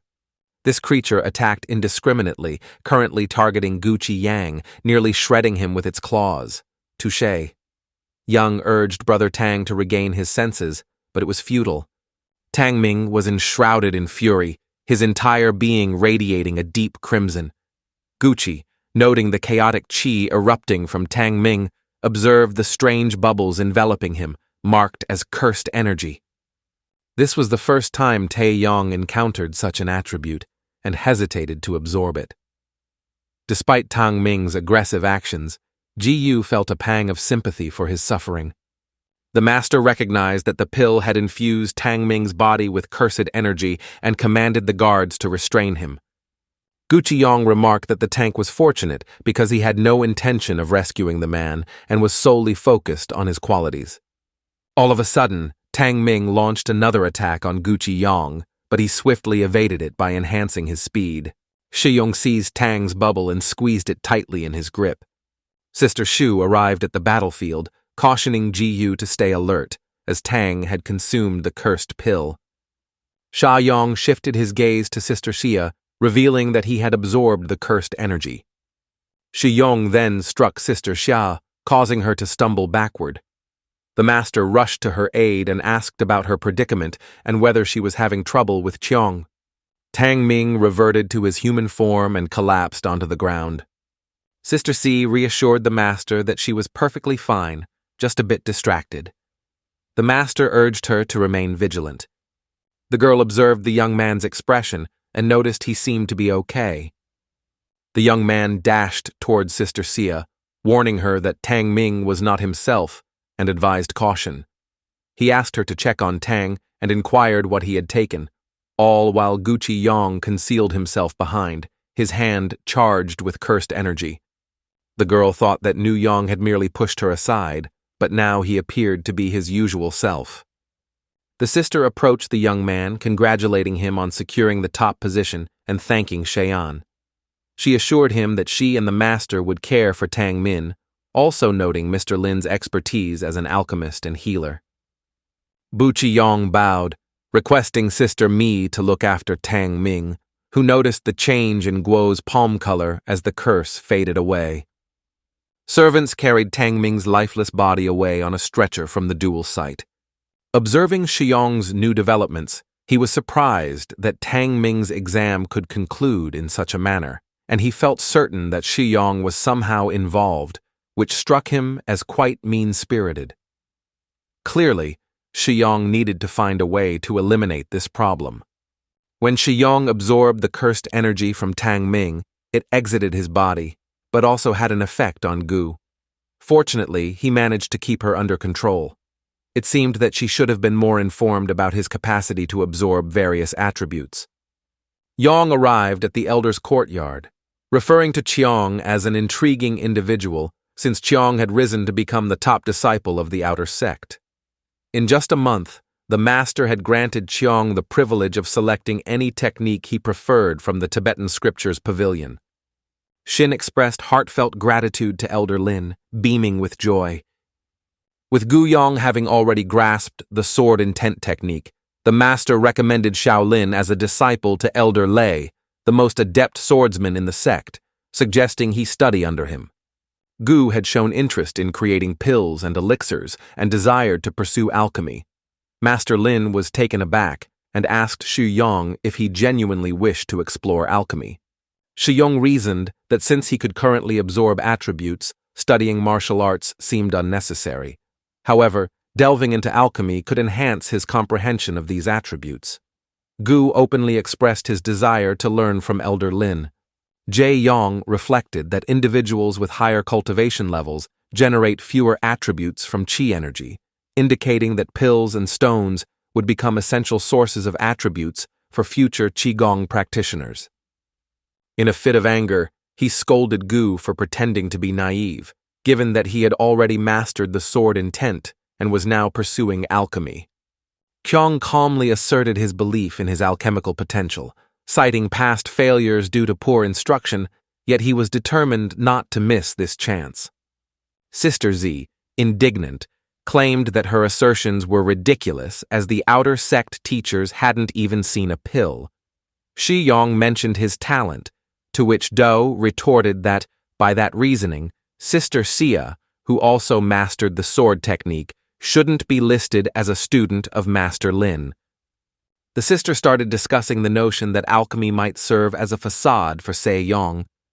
However, before she could finish her thought, Ji Yu interjected, claiming that Sister Zia was mistaken and that Che Yong had no intention of becoming an alchemist for her benefit. The master chuckled and instructed the girl to end the disagreement. Since Cushion had expressed a desire to learn alchemy, Lin was willing to take on the role of his instructor. Nevertheless, the gentleman pointed out that having both Qing sect prodigies under Master Leng's guidance could stir discontent among some. The elder suggested that Se Yong could benefit from Sister Zia's teaching, aiding him in his cultivation. Unlike Kenku, who was taken aback by the master's choice, she welcomed this news. The master instructed Shi Yong to head to the inner office for registration. There, others would help Ji Yu settle into a new residence. Afterward, Se Yong was to approach Master Lin for lessons in alchemy. Ji Yu bowed and departed to fulfill the master's directive. Before he left, the girl halted Ji Yu, expressing a desire to speak with him. She asked Se Yong if he genuinely intended to pursue alchemy, to which he affirmed his decision. He shared his belief that he could effortlessly advance to the next level. It all hinged on cultivation. Shi Yong added that his current priority lay in preparing pills and elixirs. Sister Sai reminded him of the wager they had made during their last encounter, and that she was now obligated to grant him a wish. She expressed that she had been eagerly awaiting his return and had even sent someone to the external sect to locate him. The girl further remarked that choosing a teacher was a serious matter, cautioning that if Ji Yu's motivation stemmed from their previous interaction, he might want to reconsider. Feeling slightly uncomfortable, Se Yong conveyed to Sister Zia that he was uncertain about her genuine interest in alchemy, believing she thought he had a talent for it. As for the bet, he sought her recommendation for a suitable sword technique, admitting he did not fully grasp the sword's true intent at the time. The girl was taken aback, but recalled that the first-place winner received a top-tier technique. She expressed her familiarity with the Tibetan scriptures pavilion and was eager to assist Chong in selecting an excellent technique. Ji Yu expressed his deep gratitude to Sister Zia and mentioned that he would head to the office first so they could proceed to the pavilion together. The girl agreed. In the office, a man observed the top scorer of the exam with intrigue. Chair Yang explained that he had recently become an inner disciple and was there to complete the required procedures. An office worker handed a pass to Gucci Yang, reminding him to keep it safe. Se Yang expressed his appreciation for the employee's attentiveness. The man reassured him that it was no trouble and offered to accompany Shu Yang to his new living quarters. The staff guided him to a dilapidated structure lacking walls, surrounded by clutter and nearby a well. Che Yan was taken aback by the fact that the accommodations for an outer sect disciple seemed superior to those of an inner sect disciple. The clerk explained that as a newcomer, Se-hyong was unaware that such housing is intended to motivate students in their cultivation journey, as cultivators do not seek material gains. Se-young countered that while the clerk made a good point, the residence he was shown appeared more like a storage space for animal feed than an appropriate dwelling for an inner sect disciple. Curious about the beautiful tall buildings nearby, Che-young inquired who inhabited them. The clerk clarified that in the inner sect, there's a rule that permits the strongest to select their residences. He advised Young to behave well and remain where he had been placed, suggesting it was a result of associating with the wrong people. Se-young questioned if it was Sharan's influence, prompting the employee to say that since she already guessed, further explanation was unnecessary. The man also noted that Brother Hua ranked 28th among the inner sect, implying that Gucci-yong was not his equal.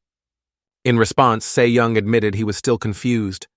Che-young fell silent, and the clerk asked Ji-yu for clarification on his thoughts. Out of nowhere, Che-young's fury surged, and dark energy tentacles began to extend from his form, expressing his bewilderment at how someone of mere 28th rank could act as if the entire sect was under his command. The presence of such power emanating from Se-young instilled fear in the man. Ji-yu determined that he would reside in Hua Sharon's quarters. Meanwhile, Hua, residing in his own chambers, chuckled at Ji-yu Shion, envisioning his reaction upon learning his new living arrangement. His servant remarked on his master's cleverness and ingenuity. Tua dismissed Ji-yu as merely fortunate previously, labeling him a brat, but anticipated that with Shi-yong entering the fray, Sharon would demonstrate his true prowess. Suddenly, someone shouted from outside, asserting his claim to the chambers. It was Gucci, steadfast in his intention as he announced he would not yield. The clerk attempted to coax Shu-yong into reconsidering, even offering alternate accommodations, but he remained resolute, his fear of a potential clash clear. Infuriated, Hua confronted Se-yong, who issued a challenge for a duel over the residence. A few laughed, believing Che-yong overestimated his capabilities, confident he could not defeat Sharan, who had spent years honing his skills while competing. Tae-yong advised Hewer to refrain from speaking, revealing he'd heard of the chi energy surrounding the assurance courtyard, prompting his desire for the residence. Hua was enraged, unable to comprehend Se-young's audacity to confront him when Ji-yu was merely beginning his journey while Sharan had achieved mastery. In retaliation, Se-young drew his sword, asserting that he was well matched to Ji-yu in verbal banter and called for a battle. Hua accepted, retrieving his sword, vowing to teach Gucci-yong the true meaning of defeat. Dao reminded Hua that previously a single sword move had sufficed to secure victory, hoping for a different outcome this time. The clerk was astonished by what he heard. Could someone truly be defeated with a mere stroke of the sword? The recollection of their previous encounter filled him with rage, and he pledged to take down Shale. He also mentioned that he had honed the captivating spring breeze technique for years and was eager to demonstrate a true sword skill to Cheong. Following these remarks, Hua launched an assault on Cheong, unleashing a flurry of 10 Lai peach blossoms. Shiyong was taken aback by the sight. He dismissed the display as mere boasting and asserted that he would reveal his sword intent to Hua. The observer noted that Jiyu's sword intention was on par with that of a master. Ultimately, he was defeated by Shiyong and was forced to surrender his home. It was also worth mentioning that he had given Tang Ming a cursed pill intended to eliminate him, which would now hinder his cultivation. The worker referred to Cheong as the latest prodigy of the intersect, as he managed to secure a victory with a single strike. Sharan remarked that no one would care if Ji-yu, an outer sect disciple, were to fall by his hand. Kyong warned that he was underestimating Ji-yu. Zahir King Q was the sect's epitome of beauty, but 18 had no plans to remain there or anywhere on the Tianyuan continent. Cheong instructed Hua to vacate his residence since Ji-yu had no intentions of killing him within the sect.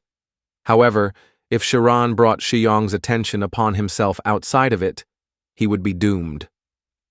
The worker expressed gratitude towards Cheong, calling him a true hero, while Shuyong suggested they forget previous events.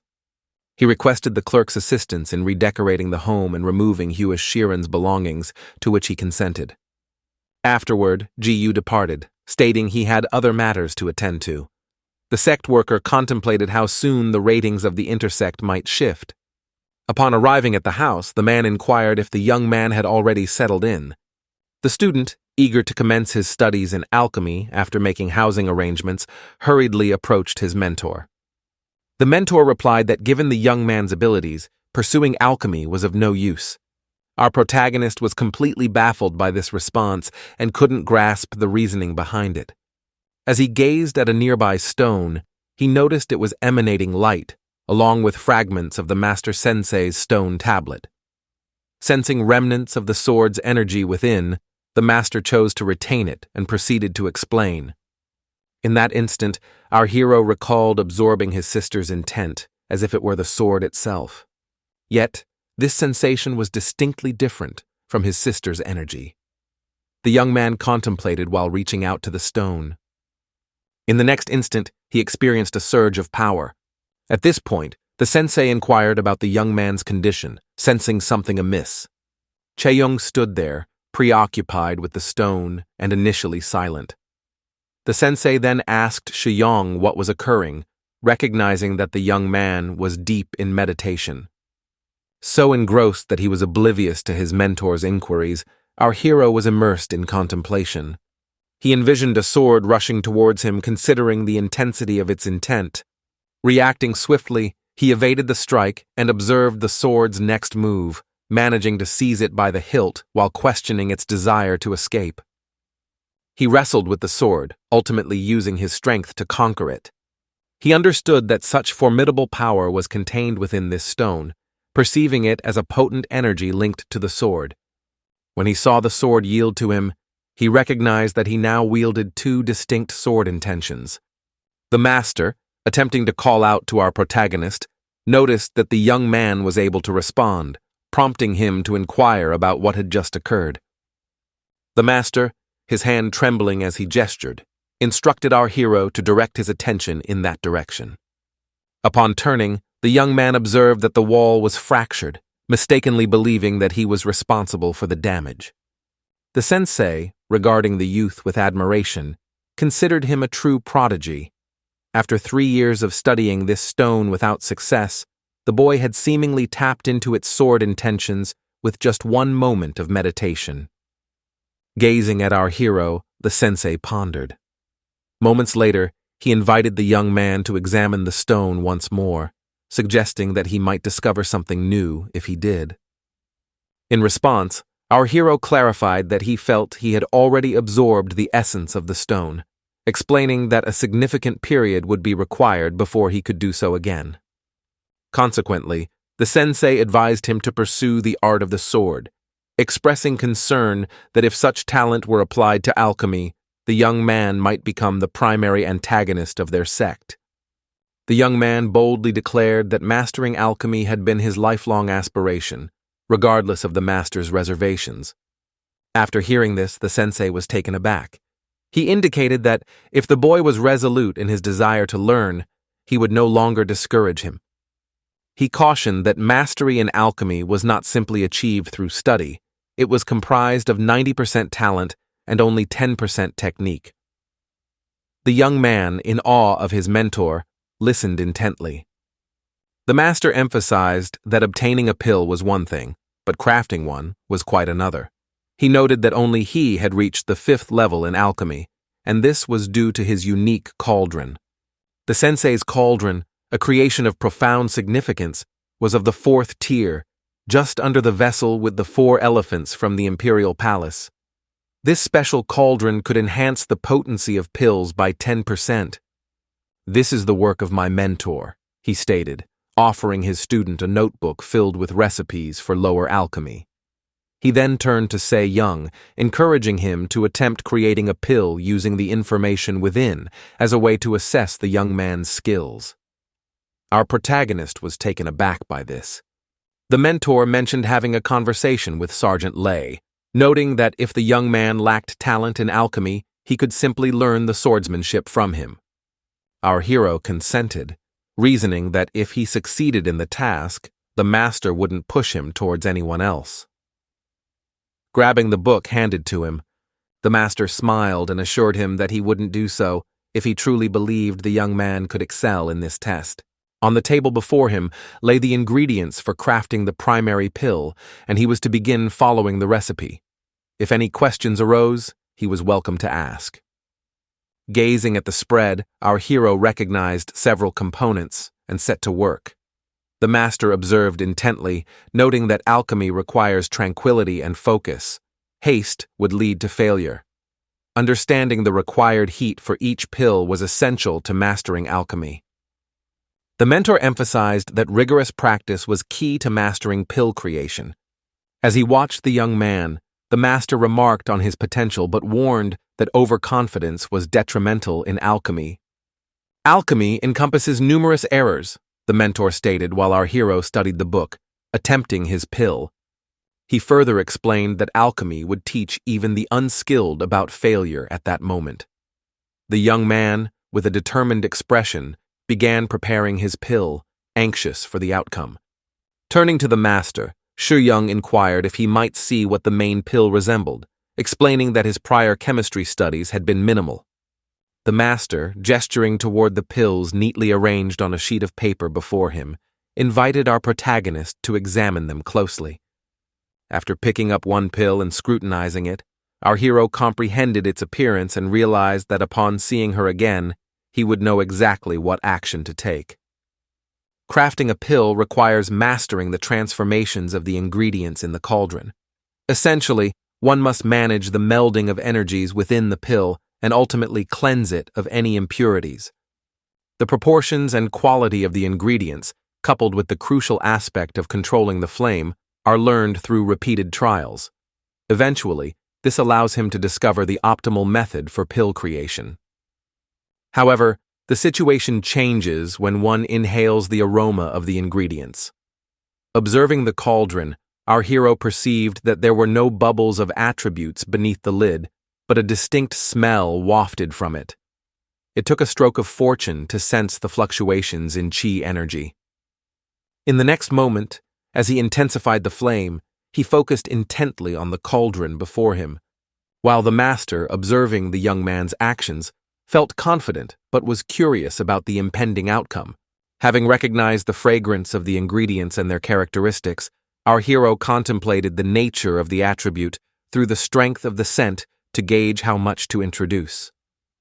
Just as market vendors weigh goods intuitively, he too felt he could estimate by touch. With his eyes closed and fists clenched in front of the cauldron, he concluded that amplifying the aroma and adjusting the heat would simplify the process, as he had already assessed the primary pill's attribute. In the following moment, he informed his master that the pills were complete. Upon inspecting the cauldron, the master discovered 10 pills, each of 80% quality, leaving him utterly astonished. Hearing the quality remark, our hero doubted that this color matched the samples exactly. The master turned, visibly taken aback by the young man's achievement. Earlier, the youth had mentioned that the samples he had presented were also of 80% quality, to which the master simply remained silent. Without even glancing at the young man, the master noted that such exceptional results were rarely achieved. Typically, they're a product of student practice. He inquired if the young man truly believed that the quality of his pills could be that high, given the sample's status. The young man listened carefully and clarified that he had little prior experience with pills, thus he had replicated what his master had demonstrated. He believed that with just a bit more practice, his results would improve. Burying his face in his hands, he expressed concern. The master reflected that during his own first lesson, he had only managed to produce pills with a quality of 30% after 8 attempts, though he had acknowledged his hint of natural talent then. The master observed that the young man was truly remarkable, especially since he displayed frustration over producing 80% quality pills on his first try, leaving the master in disbelief about his lack of alchemical training. In that moment, the young man regretted not having fully processed certain elements, recognizing the potential for even better quality. He wished he could examine the ingredients to achieve perfection. As he scrutinized the pills, he sighed, realizing that he needed to pay closer attention to the scent next time if he aspired to be a top-tier alchemist. Otherwise, his pills would not reach their full potential. The master noticed the young man's expression of defeat and pondered whether he should have allowed him another attempt. He encouraged the youth to give it another shot, and the young man felt a surge of excitement, convinced that he would succeed this time. Just as he prepared to begin crafting pills, a voice called out for the master by name, requesting the presence of Lint Hassan. The master, addressing the young man, informed him that the elder had arrived seeking him and that Lin needed to meet him. Hearing his name, the young man realized he would finally learn it, as he had previously referred to him only as Master. Our protagonist realized he required a significant increase in skills to advance to the next stage. Mastering alchemy demands substantial dedication. If he continued his sword training, he would find no time for anything else. The hero contemplated a strategy to rid himself of Master Lei. Stepping outside, Lin spotted Master Lei soaring through the air on a sword. He questioned him about the ruckus he was making during daylight and what his purpose was there. Master Lei then replied to Lin, explaining that he initially pleaded to mentor Gucci Yong in swordsmanship before claiming him for himself. Addressing Elder Lei, Elder Lin clarified that progress would be hindered. Originally, he wanted Gucci Yong to delve into swordsmanship, but he first prioritized alchemy, and his skills in that area were just as proficient as in swordsmanship. As Lei descended closer, Lin pointed out that it was evident to everyone that after the exam, the master had little interest in sharing his student with anyone, even harshly reprimanding him. Turning away from his companion, he mentioned that Gucci Yong had successfully created the basic pill on his first try and had potential to reach level 9 in alchemy. Initially in disbelief, the man soon gathered his resolve, admitting it didn't concern him since the young man would still learn from him. Realizing Lei was unwilling to yield his student, Lin pondered why he didn't simply inquire about the hero's learning preferences. This led to a debate, with Lei wanting to ensure the young man's intentions.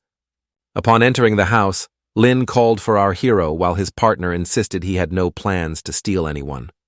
Soon after, they looked around and were perplexed by the young man's absence, pondering if he had been concealed somewhere.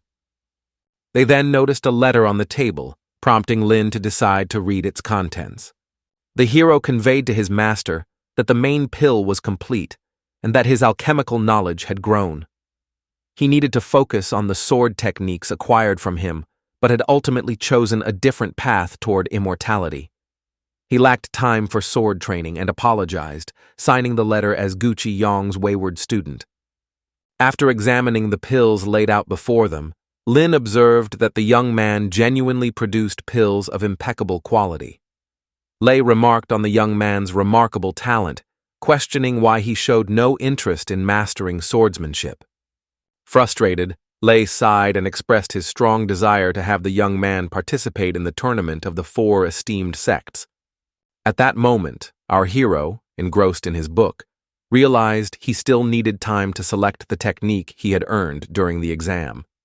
Sister Xian had opted for an inferior technique, which would merely assist him in compensating for his cultivation deficiencies. He believed that by mastering this technique, he could imbue attributes and transform them into internal energy through cultivation, thereby enhancing his level.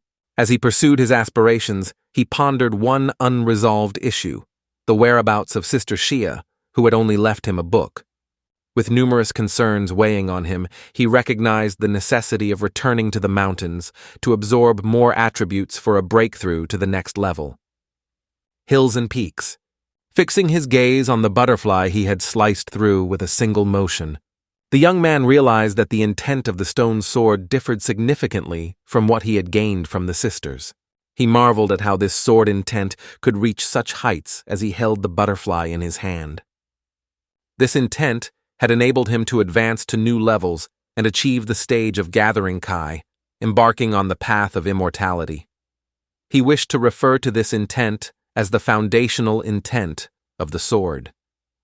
Upon arriving at the Killian Mountains, He was already at the 6th level of Kai comprehension. To reach the Kai gathering stage, he needed to delve deeper. Meanwhile, 2 sisters ventured further into the forest, and one queried Zhao, wondering if she was certain about their path. There lay no road ahead. The girl trailing behind her told her sibling that it was odd, recalling how she previously discovered remains in a nearby cave. However, the girl reasoned that she had been fleeing from a monster at that time, causing her to forget the exact location. She had come with her sister to retrace their steps, convinced that something significant was hidden there. The sister suggested they explore the area once more, noting that if they failed to find anything, it would be of no concern. After all this time, they had come to this personal valley of cold during the gathering of the 4 mighty sects, and it would be unfortunate for anything to jeopardize their safety. As they neared a cave, the sister mentioned that this was where she'd last found something, but fear of a lurking monster had stopped her from entering. Nonetheless, no sounds emerged from within, making it unlikely that any monsters were present. The sister cautioned that it wouldn't hurt to stay vigilant, yet she planned to enter the cave while gripping her sword. Suddenly, she spotted a stranger and called out, demanding to know who was there and to reveal themselves. Their hero, seated and examining the remains, was taken aback by their arrival.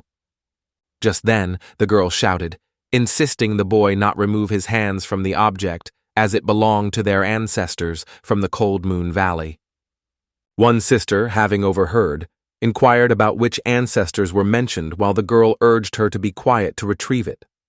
Observing the girls, the hero contemplated that they were disciples from Cold Moon Valley, one in the middle of Chi collection and another at the late stage, and felt confident assessing their prowess. His thoughts drifted to the possibility that someone might have failed to conquer the monster in the cave and had returned for assistance. He clarified that he had discovered the mountain cave and questioned the basis for claiming the object belonged to their ancestors, demonstrating it on his finger. One of the sisters mentioned it was based on the sword that was positioned behind the hero. He stated that it belonged to them and questioned if the young man had any objections. Spotting the sword on the ground, our protagonist drew it, claiming that he didn't notice any ball around. The girls recognized that the guy was not as simple as he appeared, and they were left speechless, wondering if he would be taken aback. One of them remarked that the young man was merely at the beginning of learning to gather chi. They figured they could handle him without getting worked up. Observing the girls, our hero surmised that they seemed to have spent time outside their sect. He decided to toy with them, asking if they truly thought they could only confront him. The girls demanded to know how he dared to underestimate them. As they charged at him, one sister attempted to intervene, suggesting they communicate instead. However, another girl insisted that the sister needn't worry. They would simply teach the young man some manners. At that moment, our hero took the sword from one girl, asserting that he wished to borrow it, catching her off guard with his speed. Instantly, he began battling another sister wielding a sword along with the one he had just taken. She was displeased that he fought with her weapon against her sibling. After overpowering her, she realized her predicament. He thanked one sister for the borrowed sword and returned it. Witnessing his swift return, the sister marveled at his quickness. Suddenly, someone inquired who dared to steal from her sister. When the girls turned around, they were puzzled about the origin of the guys. One of them mentioned that Sister Ji Quen had compelled him to make such a lengthy journey. A young man named Yeo Chang Feng was chatting with his companions as they entered the cave. Annoyed by the fact that she had been followed, the sister confronted him, questioning if he truly had done so, which the girl found displeasing. Hearing her inquiry, he quickly denied it, claiming she was just talking nonsense and that Sister Gi had enchanted him while he was in the Cold Moon Valley. Ever since that time, he had thought only of her. Thus, when she ventured to the mountains, he feared for her safety. He followed her because they were destined to be married. Observing the newcomers, our protagonist speculated that the students from Cold Moon Valley appeared to be in some sort of dispute with these individuals. The sister mentioned who he claimed to be their future spouse, insisting that the young man could only fantasize further since she would never accept an offer from Heavenly Wind Valley. Upon hearing this, the young man declared that if that was the case, simply becoming lovers for the time being was sufficient for him. Then he commanded his companions to bind the girls, leaving them entirely taken aback by his directive. At that moment, our hero chose to intervene, stating that everyone should cease their actions. Both the sisters and the newly arrived fellows were astonished at who would dare to stop them. Our hero inquired what their intentions were, suggesting that if they were not aware, they should form an orderly line first. The young man expressed what our hero wanted, clarifying that he sought the same outcome as them.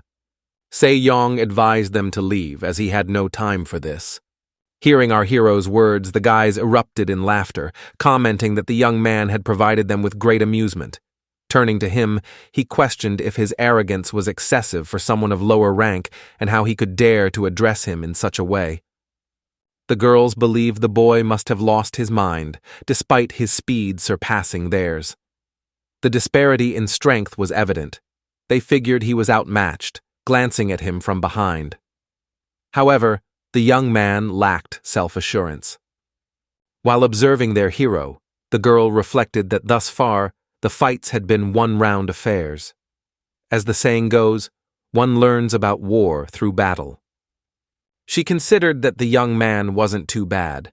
Although he lacked specific skills, she thought it would be interesting to see how he would perform. Feeling his gaze on her, she became embarrassed. She informed him that they were also pressed for time, suggesting he leave so that he might be spared. In the next moment, the girl encouraged their hero, urging her brother to advance, while the other girls behind her were completely puzzled by her support. Ji inquired with Zhao whether her sister truly knew this guy. She stated she had no clue who he was, but acknowledged that the enemy of her enemy could be considered an ally. Zhu remarked that if he held feelings for the girl, he could remain. Their hero asserted that the young man was speaking nonsense, declaring he was ready to fight. Commanding his comrades to press forward, Zhuo instructed them to apprehend the boy and confront the girl before him. Upon noticing the impending attack, the hero stated that he recognized none of the girls. In that instant, the girls decided to resolve matters more decisively and sharpen their swords, aware that Dual Fang intended to confront them. The girl then approached the duel, noting she wouldn't rush, addressing Sister Ji Chuan and expressing the importance of enjoying the challenge. She conveyed her belief that the marriage proposal stemmed from a prominent family, but didn't expect the disciples of Heavenly Wind's Valley to claim responsibility, thankful she hadn't hastily consented. The young man informed Jake that her schemes would not succeed. He had already made his move, and her words wouldn't cause him to yield. The young woman locked eyes with her rival and declared that, given the circumstances, they could forego any niceties. After all, she hailed from the frigid moon, which ranked among the top 4 factions, not due to sheer numbers but for her prowess.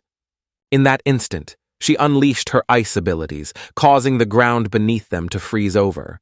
It was then that she sensed something amiss.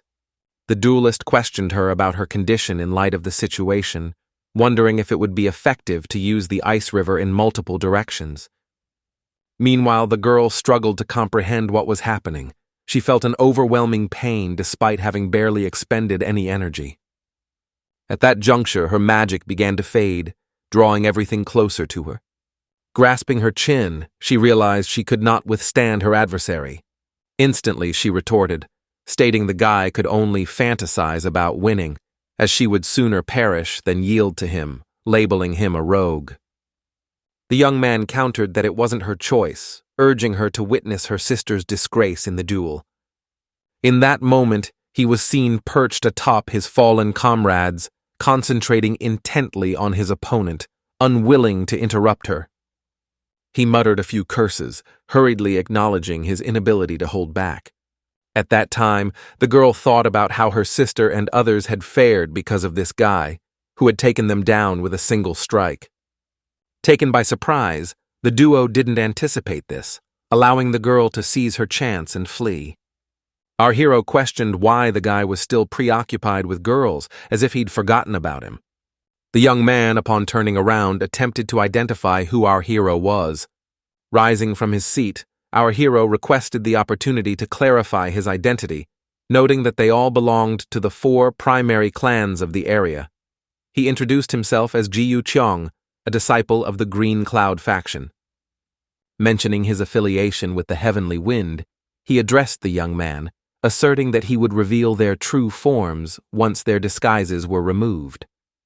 The young man, furious at the thought of being exposed, began to seethe with anger. At that moment, he decided to harness his energy. Observing this, our hero chose to discuss something intriguing at first. The young man noticed peculiar bubbles forming. Soon after, the young man launched an unusual attack on our hero. As our hero defended himself, he skillfully dodged the bubbles. But then, an explosion rang out, leaving everyone bewildered as they tried to grasp what had occurred. In the face of this duel, the young man called our hero a brat, warning that for his interference, there would be consequences. Realizing he was caught in a trap, our hero sought to understand the situation. It seemed a barrier had disoriented the young man, obscuring his vision entirely. As the mist began to lift, our hero found his adversary already positioned behind him, struggling to react in time. Yet, he managed to parry with his sword. Then, the opponent vanished. Circling around, he inquired about the young man's whereabouts, teasing him about possibly losing sight of his foe. Our hero remarked that he didn't need to search, based on the energy output. Clearly, his opponent had to exert more effort. The young man was told he was quite unfortunate. No one had ever managed to evade the strike of the ghost knife.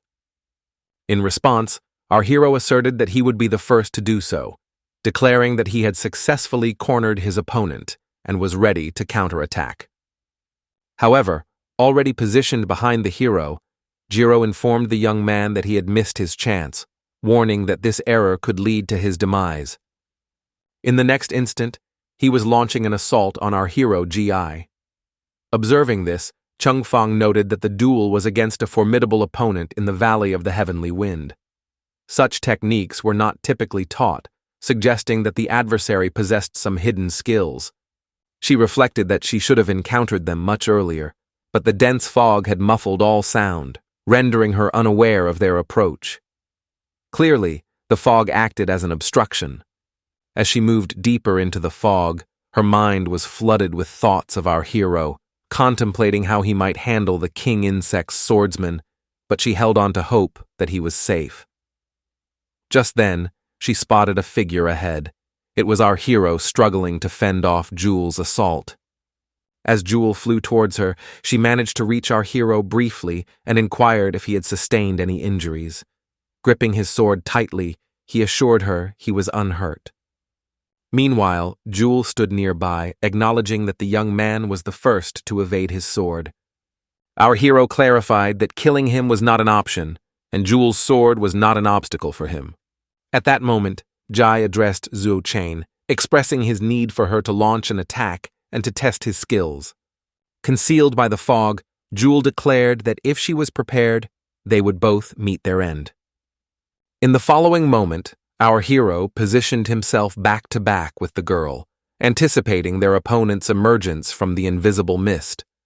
The girl voiced her confusion, observing that their foe seemed omnipresent, while the young man explained that there was only one true Chung Feng. The others were mere illusions, and they needed to locate and eliminate him. Curious, the girl inquired about how that could be accomplished. At that moment, although they were unaware, Jewel was already on the offensive, and our hero was preparing to counter. Jai was advised to remain vigilant and cautious. The girl then realized that their adversary was attempting to catch them off guard. They could manage this by maintaining their alertness. The young man inquired about the girl's condition. She responded that she felt somewhat fatigued, but was now capable of channeling only 2 energies simultaneously. Our hero clarified that the girl could protect herself while he would bring an end to the ongoing challenges. With a defensive stance, she questioned what plan he had devised. At that instant, the young man observed her launching another attack. He noted he believed he could fend off his shadow clones using a sword technique he had recently practiced.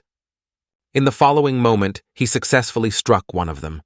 With his new ability, all his clones became visible, igniting everything around. The girl remarked that she could now see his clones. The young man employed his lightsaber technique. Instantly, the clones approaching them were met with an attack. The clones flew directly into the flames created by our hero. They halted near the fire and promptly vanished into it. Our hero urged everyone to relax. Suddenly, the boy was engulfed by his own flames, crashing into the wall, caught entirely off guard by the defeat. Test, observing the young man, was astonished by the potency of his technique. At this moment, Ji-Yu Cheyenne advanced toward his adversary, who sat injured near a rock. He harnessed his powers to extract the man's soul, drawing it from someone who was already incapacitated. He beckoned her closer. The protagonist believed that this individual was out of the game. Unlike with Hu Shiran, he couldn't display any favoritism. Just then, the girls approached and expressed their gratitude to the young man for his assistance, crediting him for saving the Valley of the Cold Moon from looming disaster. The hero was baffled. He wondered who had shared his intentions with them. The sisters then unsheathed their swords, questioning the young man's motives. He reminded them that they had initially aimed to kill him and seize his treasure. One of them clarified that their intention wasn't merely to frighten him and urged him not to take it personally. As he turned to leave, they made an effort to stop him, and he asked if they were attempting to rob him once more. One sister corrected him, explaining that she only wished to inquire about his plans. The hero glanced at her forced smile, trying to grasp the reason he should disclose his intentions. He diverted his attention to young Master Ji-Yu, who requested to explain their journey to the Imperial City for the Zong Ghost Tournament. Every decade, the royal family of the Great Yuan dynasty summons martial artists from various sects to compete fiercely. This significant event allows the royal family to showcase their nation's strength, with participants eagerly anticipating remarkable rewards. Upon hearing this, one girl asked if the hero intended to compete as well. To this, the young man replied that he had no such plans. He was preoccupied with training and just happened to be present. A sister smiled at him, suggesting there was no harm in not knowing, and referred to him affectionately as young hero and brother Ji-Yu, then asked the girls if they were okay with him joining the tournament. After a moment of contemplation, our protagonist remarked that he hardly recognized them, staring at the unfamiliar faces. One of the girls queried if that was truly the case, suggesting that in the heat of battle, they would have known each other better. Yet now, they were more than just strangers, since he had rescued them. Ji mentioned that if Brother Ji-Yu had other commitments, they didn't want to impose, but they could carry on the discussion elsewhere since the disciples of Heavenly Wind Valley might arrive at any moment. Our hero then indicated that they could make their exit. He glanced at the young man seated against the wall. As the girls began to depart, our hero shifted his focus away from the young man, and they inquired why he remained stationary, urging him to hurry. After a brief pause, our hero decided he should also leave with the girls and followed close behind them. Upon reaching the capital of the Grand Empire, the young man walked alongside his new companions. His sister explained it was an imperial city with slightly more inhabitants than in the King sect, but he believed that it would be less crowded by evening. Ji stated they had little time before the competition began, but wanted to see the top competitors. She inquired whether Brother Ji-Yu would be present. Our hero surveyed the area, admitting he was unsure but speculated that Big Sister Zia wouldn't miss it. However, he had yet to spot her. The sister remarked to our hero that they appeared to be having a wonderful time. At that moment, he scanned the surroundings for someone specific. Suddenly, he spotted a group walking through the square, all eyes fixated on them. Among them was John Lang, the leader of Heavenly Wind Valley, leaving everyone puzzled about the scene unfolding before them. Just then, Jake Shiwen greeted them. Guiyong, speaking to Ji, relayed that others were mentioning the disciples from the Cold Moon sect had likely already arrived. The girl mentioned her recent arrival, explaining that they had departed a few days earlier than their usual schedule. She noted that the journey from the valley to the capital was quite lengthy. The young men remarked that it was a thoughtful gesture and requested forgiveness. They addressed Miss Ji, expressing their hope to see her at the upcoming competition. The girl turned to Big Brother John, stating he was exceptionally kind. In the next moment, the group began to talk about the upcoming competitions among the top sects held every decade. However, there were claims that the disciples of Heavenly Wind Valley would be unable to participate, and everyone sought to understand the reasons behind this. At that juncture, it was reported that there had been tragic losses among the students. Consequently, the Heavenly Wind team was actively searching for new members. Meanwhile, the sister observed our protagonist among the crowd. He wondered why they were looking at him in that manner since he was already part of their group. With the guys gone, the girls had no cause for fear. The sister confirmed this, noting that Heavenly Wind Valley is one of the 4 great clans known for safeguarding their secrets. If the truth surfaced, it could lead to trouble for the girls. Our hero acknowledged this and moved away, thinking that if they pressed deeper, they would find him, which was unnecessary. At that moment, she urged him to halt, clarifying that Sister Zhao was simply expressing concern for everyone. The girl remarked. He pondered carefully over how to proceed in the situation. As night descended, our hero reflected that he had not anticipated news of Shui or Chengfeng's demise reaching the imperial city so quickly, especially considering his body remained in a cave on the mountainside. It was peculiar that it had not been discovered. He sat, contemplating the numerous untouched artifacts he had encountered. Zhao Ming's assertion seemed accurate. Clearly, Heavenly Wind Valley employed hidden techniques to remain informed about all events. The young man reflected on how he had slain his rival with the sword he had pulled from the stone.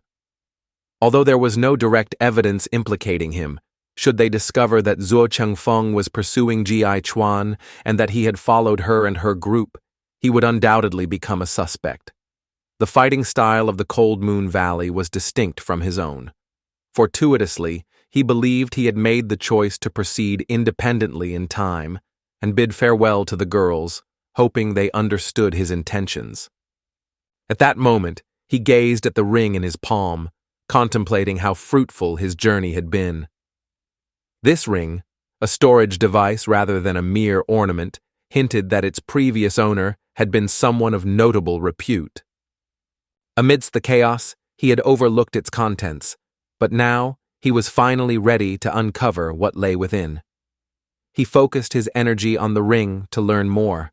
Suddenly, he found himself immersed in a realm filled with stones, noting it was the first time he had encountered such a multitude. If he could harness the properties of each stone and merge them with those acquired from monsters en route, he would significantly amplify his strength. He had perused the lower level of the triple yin shen technique, yet it wasn't compatible with his shin's technique. The shining shadow sword technique seemed more appropriate for him, offering the potential to enhance his sword energy attributes. Sliding the ring onto his finger again, he realized he now possessed a storage ring, a remarkable instrument. He sensed that the ring might have absorbed an attribute, as he observed the minimal energy around him, only 12 points, while his spatial energy stood at. Reflecting on spatial mechanics, when he glanced back at the nearby treasures, he realized he had teleported. Approaching the door again, he decided to experiment once more and discerned that it was indeed sufficient for teleportation. However, traversing through walls was beyond its capabilities. These were the most potent attributes he owned, allowing him to potentially defeat an adversary with a single strike, he mused, eyeing his ring. The young man realized that despite possessing the ring's powers, he was limited to a meter of movement and would need to seek out additional rings and items. He considered that it might be wiser to learn how to create such incredible artifacts on his own. At that moment, while lost in thought, he overheard someone asking where the owner had gone. A group of young men stood at the entrance, telling the attendant that they wished to check in, and he replied that he would arrange rooms for them. Our protagonist spotted the captain of the Valley of Heaven. Surprised by John Land's presence, he wondered why the captain was there. Looking down from the second floor, he saw the captain with his sect members inquiring about the disciples from Cold Moon Valley. They informed him that the disciples were staying nearby at the Tianbao Hotel and had been monitored all day. Master Yule was trailing Jake Sherwin and other Cold Moon Valley followers in the Killian Mountains, and the young man knew he needed to keep tabs on him urgently. After all, Master Jewel was the son of the esteemed Mr. Jewel. It was crucial to identify the culprit before Senior Mr. arrived. Everyone adhered to the young man's commands. Meanwhile, our hero sensed that they might have recognized him and begun suspecting him. He wondered if the king insect was already in town and if Sister Shia might also participate in the competition. He concluded that relying on them for more attributes was unrealistic, and that he might eventually need to leave the sect, especially if tensions escalated with the Heavenly Wind Valley, which could adversely affect Sister Sia and the entire valley. He had eliminated their disciple effortlessly, and with the ring he felt invulnerable. The attribute of space was now his, making the Heavenly Wind Valley seem insignificant to him. At that moment, Jake Sherwin sat lost in thought when Zhao approached Sister Gi, admitting she had spoken impulsively and questioned how news of Zuo Cheng's demise would reach the imperial city. The girl mentioned that she had simply conveyed her doubts, yet Yang had rescued them all. It crossed her mind that perhaps he could offer them a lift. However, she dismissed the thought, noting that Sei Yang was no longer present and Jake Chuan had other concerns weighing on his mind. Jia then turned to her sister and inquired about what was troubling her. The girl revealed that Zuo Chengfeng intended to propose, indicating his status within the elite circle. Despite this, she felt an unsettling premonition. She refused to engage in any discussions about him without first clarifying the girl's statements. Zhao, intrigued by this revelation, pressed her sister for clarity, thrilled that she had confided in her. Following this, she revealed that it was Zuo Chengfeng who had issued threats against them, and that he deserved to face dire consequences. She explained how Xu Yang's involvement was purely coincidental. He intervened to protect them. Thus, they had an obligation to shield him from the fallout. The girl emphasized that she and Soy should have informed the captain that she had killed Zhuo Chengfeng in self-defense after he attacked first. After hearing this, Zhao was uncertain whether the girl genuinely intended to proceed with it, and two others remarked that allowing Xu Yang to admit to the murder was unthinkable. They believed she aimed to locate him first. Once the master's remains were discovered, Zhang Lan inquired about the current whereabouts of Senior Master Shuo. Observing the corpse, the servants informed her that the man was scheduled to arrive in the imperial city the following day. Subsequently, the young man questioned his attendants about the location of the individual he had dispatched to shadow him. They confirmed that the young man was still at the guest house. He then requested that they bring him over. As they pursued their mission, they suddenly exited through the window. Upon reaching them, the young man inquired if they ever grew weary of tailing him throughout the day. At that moment, he noticed Zhang Lan, who was questioning whether he had killed Shuo, who stood silently before him, leading to a heavy silence enveloping them. However, Jake Shen arrived and claimed it was her. Our protagonist was taken aback by the girl's admission. She repeated her shocking revelation that she had taken his life. The guy, confused by her words, suggested that unless she had feelings for him or a motive to harm a disciple from the Heavenly Wind Valley, Jai decided to explain the events. Standing beside our hero, the girl informed her adversary that the valley was one of the 4 most powerful sects. She expressed her regret over having such morally corrupt students. She recounted how she had refused his marriage proposal, prompting him to chase her to the mountain in an attempt to disgrace her. She would not have hesitated to finish him off, even in a duel. Chen Fang. Yet the guy mentioned that the duel had already claimed a life. His words felt meaningless. Everyone wondered why Gi was saying such things, considering he was the beloved son of senior masters. It was a tragedy for the entire valley. The duel resulted in Cheng Fang losing his fiancée, bidding farewell to life. The senior master would not let this go unpunished, the guy added. There had to be a more sensible explanation for the incident. Looking at his sword, he mentioned he would take action if necessary. The girl questioned the pointless chatter while our hero remained silently behind her. Gi spoke about having heard how skillfully her brother wielded a sword and expressed her desire to witness it firsthand. When he asked if she was certain of her wish, she affirmed it. In the next instant he lunged toward her, seeking to confront her regarding Master Zhao's fate. Before he could reach her, Gi began to counter his strikes, employing her freezing technique to turn everything to ice. Our hero recognized the formidable abilities of the Cold Moon Valley technique. She quickly dominated the area, contemplating the girl's strength, which was akin to Zhang Lin's, who had used a stealth technique, while her own position remained vulnerable. At that moment, the girl caught sight of her rival, prepared to defend herself by directing the airborne flower to strike. The other combatant attempted to guard himself, but she executed the heavenly dance to ensnare him. The opponent moved with such speed that she sensed his energy fading, trying to determine his whereabouts, but then understood he might merely have slipped from her view.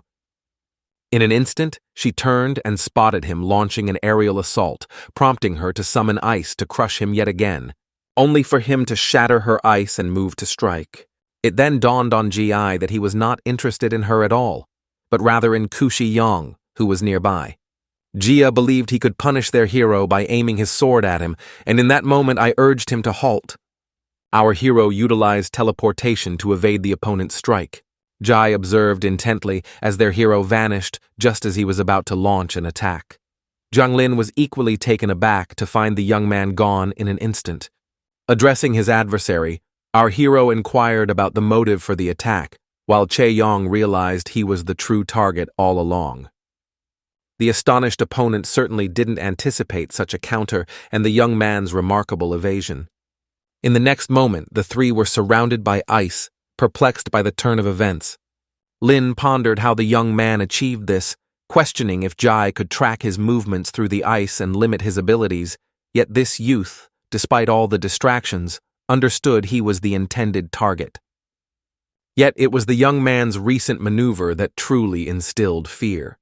The villain recalled how the youth managed to evade his strike and seemed to vanish entirely. It wasn't just a swift dodge, it felt like he had teleported, he thought. Turning to Sejong, Lan remarked on how the young man had sidestepped his meticulously planned attack, implying that he had significantly underestimated the youth.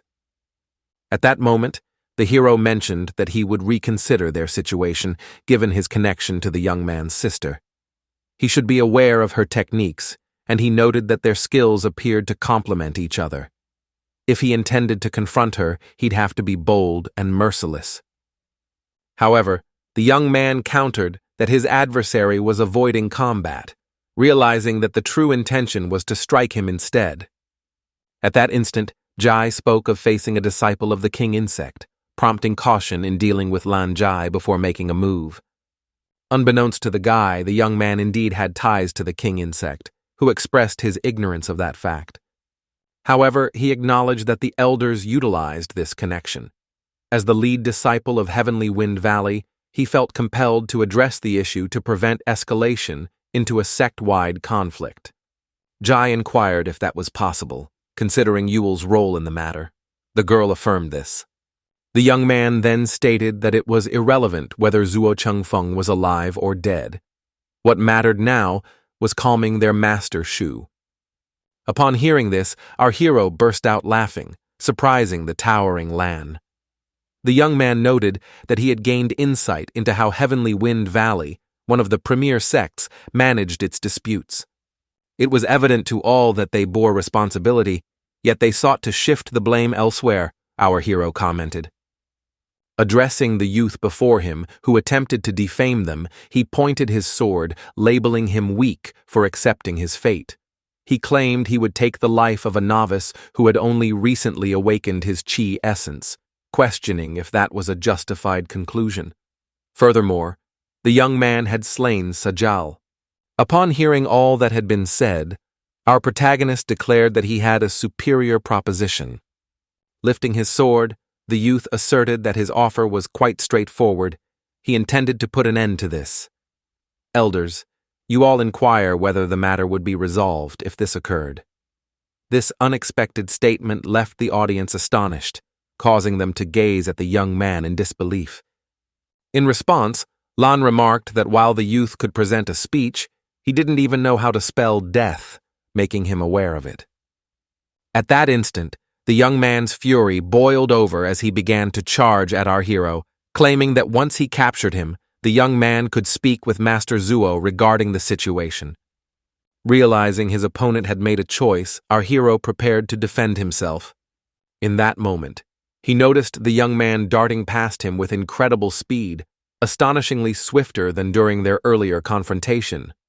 The opponent had positioned himself behind him, sword at the ready, remarking on the guy's attempt to evade this time. Chaeyoung, recognizing that the strike was aimed directly at his back, managed to dissolve right before him, now behind his adversary, an unexpected outcome. Though perplexed by this, Chaeyoung sensed that his teleportation range was diminishing and it was urgent to end this. Consequently, he charged at his opponent.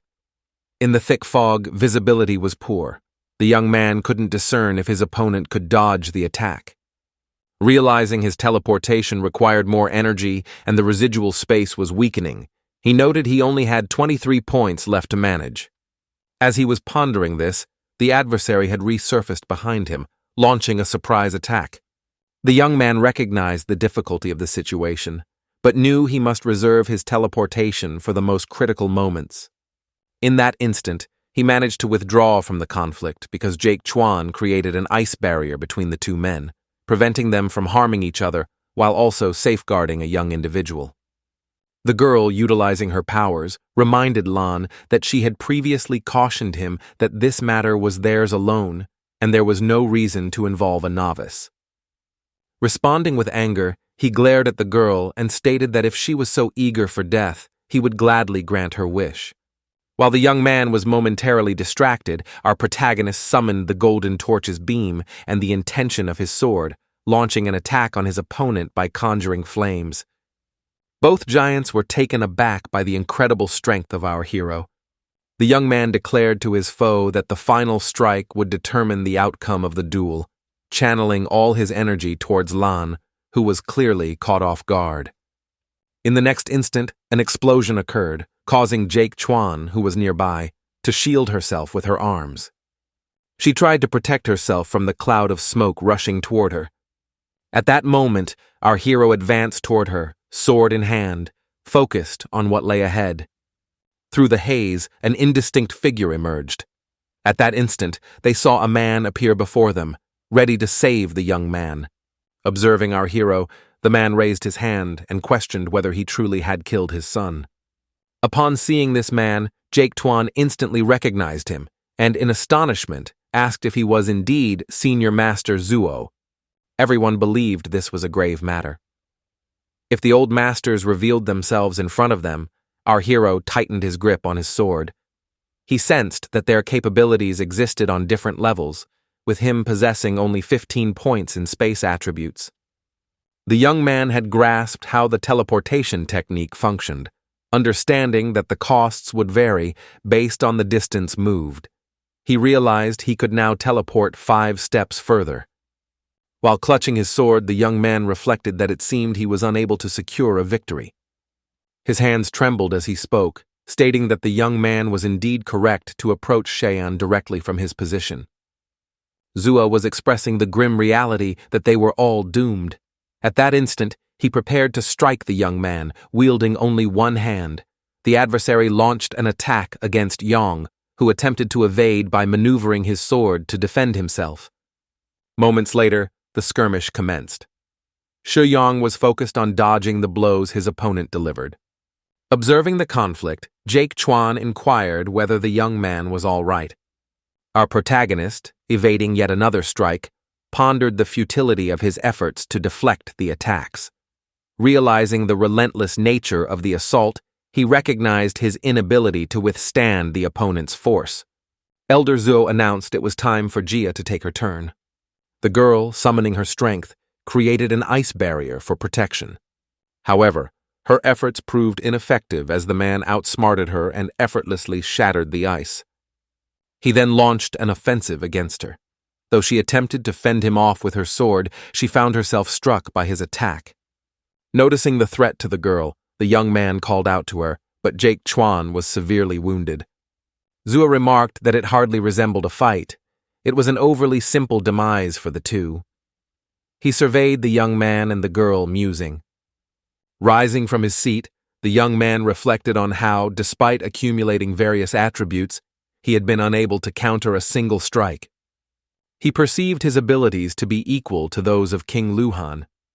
Ultimately, recalling King Luhan's terrifying presence during the Battle of Mount Kilian, our protagonist grasped that he stood no chance. The man seized Jai by her hair, lying before him, commenting on her bravery before asserting that her life would end with a mere feather. As he spoke, he intended to honor his son, but tears streamed down the girl's face as she attempted to hold back her emotions. In that instant, our protagonist urged the man to pause. He believed that once he mastered the extraction of the attribute, he would attain invincibility. Reflecting on all his prior confrontations, he questioned how he could possibly defeat an opponent of a superior level in a single strike. What could be deemed the pinnacle in this world? Yet, he pondered why events had unfolded in such a manner. Our hero engaged in battle, recalling his recent clash with the elders. He considered his son and searched for signs of what had gone awry. At that moment, his father prepared to assault the girl he held. Jai Chuen shut her eyes tightly to avoid witnessing the impending horror. The young man gazed at her, tears in his eyes, grappling with his enduring weakness and the prolonged journey to reach Kai Gathering. At that moment, the devil Kai of the royal dragon was beside him, prompting him to wield this power. Noticing our hero, the man halted, observing the young man harnessing this Kai. He thought the young man must have lost his senses. He believed he had to eliminate him before any action was taken. Releasing Jai, he dashed towards our hero, but it was too late. The young man unleashed the Kai, laughter twisted with malevolence escaping him, as his eyes radiated an array of colors and potent energy flowed from him. The incredible power prompted the young man to scream. As the man rushed towards him, he beheld the devilish visage of our hero and attempted to strike, only to realize the young man's strength had surged dramatically, with the Kai energy transformed. He found himself in a perilous situation. Our hero, fiercely locked onto his adversary, awaited the impending attack. It then dawned on him that the young man was on the verge of losing complete control. He resolved to assist him and charged at him. Armed with his sword, our protagonist was prepared for the assault and initiated a counteroffensive. His adversary, caught off guard by his swift movements, turned away. The young man's onslaught was so forceful that if it persisted, the seasoned fighter feared he might not prevail against him. In that instant, he felt a wave of fear while observing our hero, who was clearly striving to regain his composure. The seasoned combatant realized that the young man was waging a battle of endurance after noticing the intensity he poured into each strike post-transformation. However, he understood this couldn't continue indefinitely. Soon, the youth would succumb to fatigue. The greenstone square lay at the palace's boundary. A master from the King Yun sect, Lei Li, welcomed the newcomers and announced the arrival of the northern snow village, highlighting a disciple named Balan, renowned for his skills alongside Master Lin. Before them stood a youthful figure with silver hair, a disciple from the northern snow village named Bale Indian, who had undoubtedly augmented his abilities, positioning him as a formidable contender in the forthcoming competitions. The student resolved to conquer this determined young man. Someone inquired about Jake Chuan, the favored disciple from the Cold Moon Valley, while Master Hand, leading the team from the Valley of Heavenly Wind, greeted everyone. The sect leader expressed that their absence was due to their unavailability. Clearly, Chang Feng stood in their midst. A student alongside Lei mentioned that she believed she was looking into a recent incident involving a fellow student from Heavenly Wind Valley. Upon hearing this, Lei remarked that heaven favors only the virtuous, and the path of the Heavenly Wind Valley is seldom laid with noble intentions. The girl then stood to express gratitude for the arduous journey everyone had undertook to arrive. Her Highness, the Princess, addressed the group and requested to set aside formalities for their guests. She announced that the opening ceremony would occur in 2 weeks, ensuring its success. Upon welcoming her guests, she noted that they had spent several years honing their cultivation levels and hoped they would enjoy the upcoming contests. She mentioned that she had created a new area designated for cultivation, and subsequently, everyone was taken there. Mr. Lei expressed his gratitude to the young lady, addressing her as Her Highness while bowing. The princess then inquired whether all the sect's disciples were participating in this year's tournament. The man confirmed this was indeed the case, but was curious about the reason for her question. He looked at the princess in bewilderment. At that moment, he exchanged looks with his student, and the princess remarked that it was of no consequence. The girls then questioned what she was doing there and suggested that she should have come out earlier. It was Zhao who had been hiding behind the structure, stepping forward to speak to the master. She pleaded for assistance for Sister JC, stating that she had won, but those from Heavenly Wind Valley were pursuing her. Upon hearing this, the girl was puzzled by Zhao's words. Ultimately, she decided to explain everything. Meanwhile, our hero stood with fierce determination, scanning for his opponent. Elder Zuo, concealing himself behind the columns, thought about how much time had gone by while he maintained his composure. He felt as if he were sustained by a continuous flow of energy. Suddenly, our hero spotted his adversary and charged toward him, shattering the pillar the man was using for cover. Although he attempted to evade and counterattack, the young man proved too formidable, which only fueled his confidence. Grabbing his sword, he launched a direct attack on Elder Zuo, who had not anticipated such boldness. In shock from the injury inflicted by our hero, Shoji collapsed onto the ground. Her sisters rushed to her aid, trying to comprehend what had occurred. Moments later, they took her away, attempting to heal her. The following day, when she regained consciousness, all were discussing her return to awareness. The girl was attempting to understand her surroundings as she rose from her bed.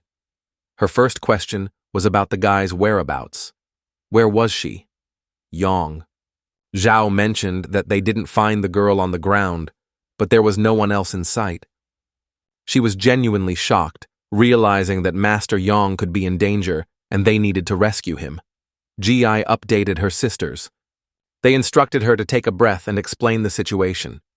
With tears in her eyes, she recounted that Master's ulcer had threatened their lives, leading to a confrontation with Shi Yang, after which she had blacked out. Meanwhile, one of her sisters was trying to piece together whether Shi Yang had indeed clashed with Master. As the girls conversed, one sister recounted Zhao Ming's revelations about Shi Yang. Chuan insisted that he had intervened for them against Zuo's wrongdoings, insisting she couldn't abandon the young man. Another sister was determined to save her cousin Liang, with Lei attempting to dissuade her from rash actions. The sect elder noted their accountability in the disciples' deaths. Unfortunately, they lacked evidence, allowing them to escape unscathed. Tensions escalated between the two sects. As the girls debated the situation, they remained resolute against their students being disrespected, glancing at Jake, who was seated beside her. Lei emphasized the need to locate Shi Yang first, and then strategically manage their communications with others. Meanwhile, in the mountains, Master Duel encountered someone who greeted him, inquiring about the haste. The man asked what the person before him intended to do. The stranger implied that the master hadn't anticipated his presence, reminding him that now wasn't the time for vengeance. They needed to focus on their plans. Masters, you'll notice that he was being accused of acting rashly. His son had died. How could he just ignore that? The masked man warned him that if the general were to fail because of his actions, it would seal their son's fate. The elder was only talking about not being tested for strength, and he was filled with rage. His companion advised him to think carefully before acting recklessly in pursuit of revenge, stating that the timing and place were all wrong. He needed to remember his responsibilities. After this, the elders fell silent and stared at him. At that moment, our protagonist found himself back on the mountain he once visited, injured and bleeding, sitting there. He realized that Elder Zuo was extremely powerful, and he was unable to manage the situation, feeling overwhelmed. He understood that his situation was dire, but he considered himself fortunate to have survived and was able to gradually bring his qi energy under control. Shiyong was slowly absorbing only the demonic qi from Tang Ming's capsule, neglecting the energy associated with Yan, King Yuan's imperial dragon, and Zuo Chengfeng's ghostly qi. The young man couldn't fathom that he might lose control over these energies as well, recalling how he had become unhinged during his battle with Mr. Zhu Ali. To avoid making the same mistakes, he needed to find a way to master them. He had to act quickly. Seniors could show up any moment. Our hero remained seated in that cave. At that moment, she arrived at the battlefield and noticed signs of a brutal fight everywhere, such as bloodstains. It seemed both parties had sustained injuries, indicating that Shiyang had a good chance to escape. Observing the devastated area, the girl pondered her decision to remain. She truly cared for Gi Chun and was trying to understand who Shiyang was. She asked herself if she was all right, struggling with her feelings and worrying about the young man. At that moment, she was a senior and found herself in the midst of the forest. Zhang Lan approached him, informing him that the young man had managed to escape and then slapped him. The master remarked that the boy was worthless since he had been nearly beaten to death and failed to apprehend the young man. He instructed his disciple to locate the young man, and even though he retrieved him from the ground, he still managed to find him.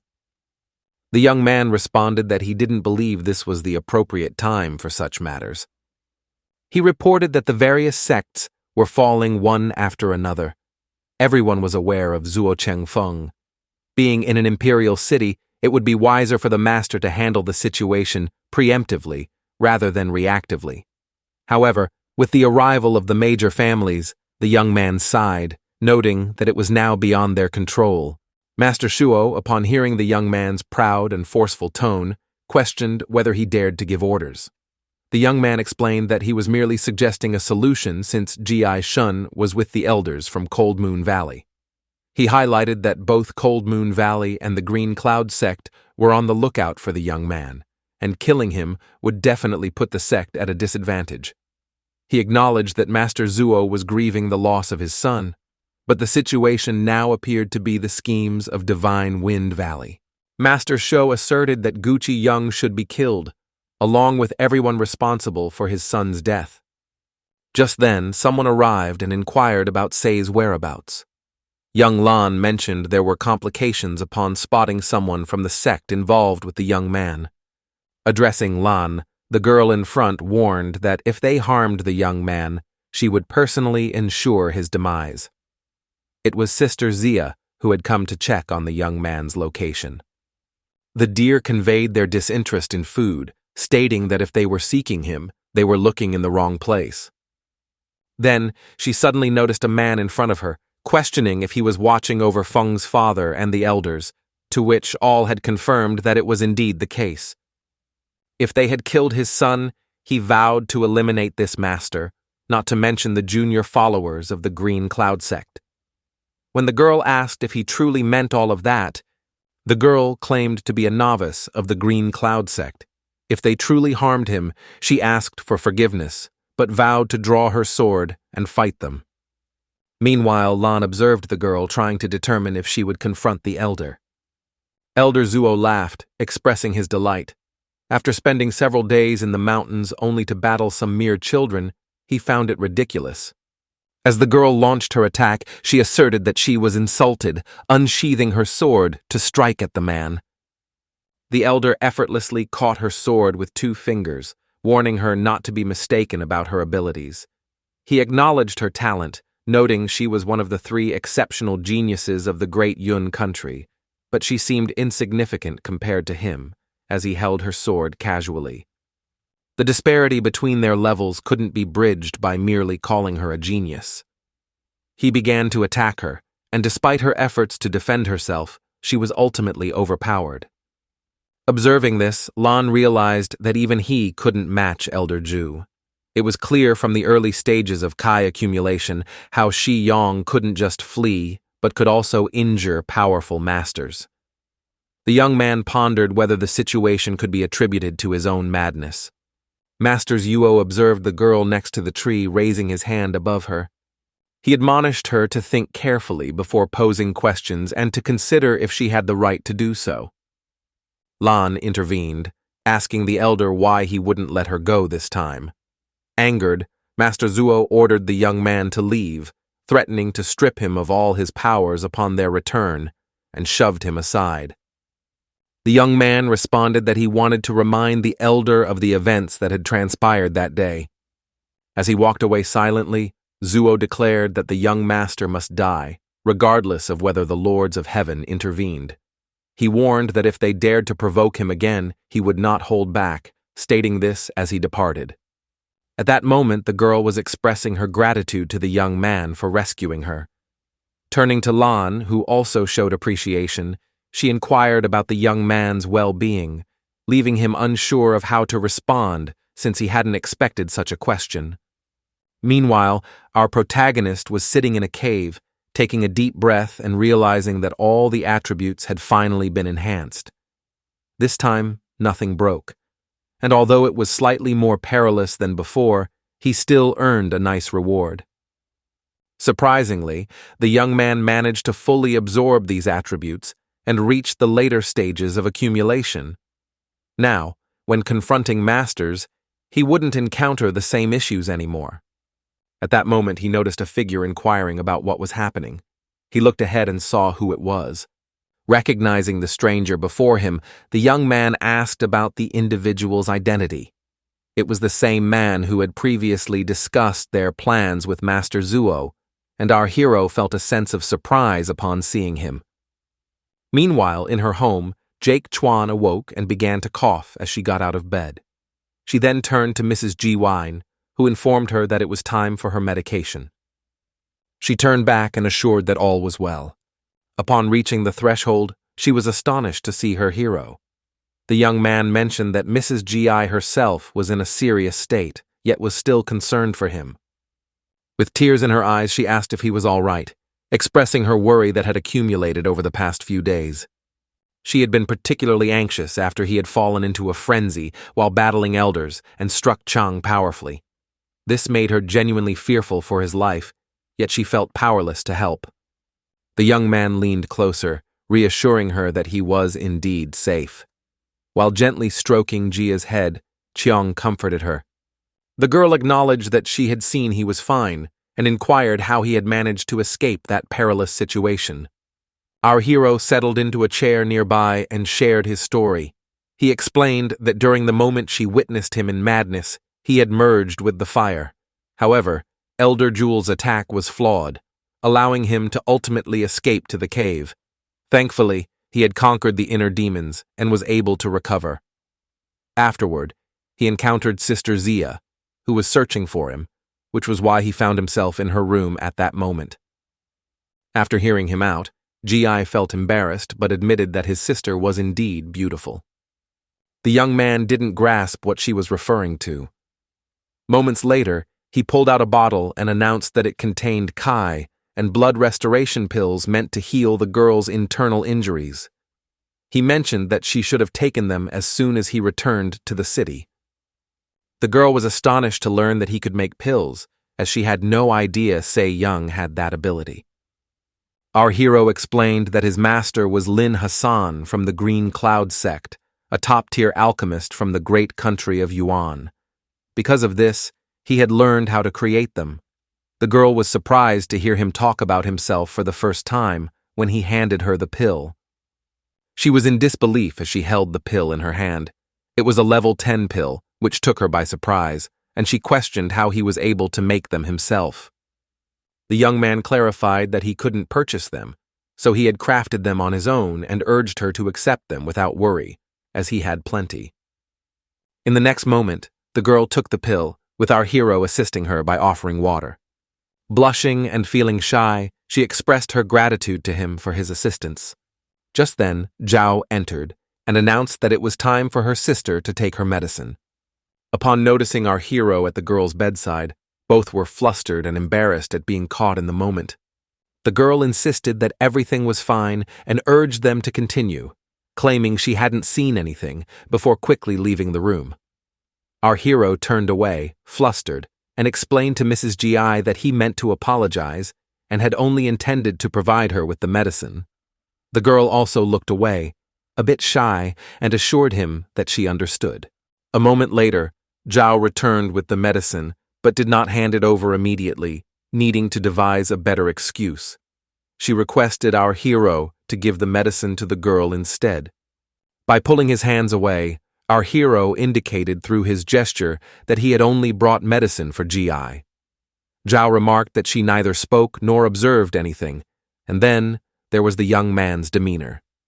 He could communicate this to the girl. If he did, she would depart. At that moment, Gi began to chuckle. As he fled, our hero instructed Mrs. Gi to take the pills and assured her that he would return to see her. A little while later, the day of the competition arrived and everyone was assembled. All the sects stood ready, sizing up their rivals. Our hero's sect also participated, and when Lei showed up, he inquired with Xu Yong about his progress with the sword technique.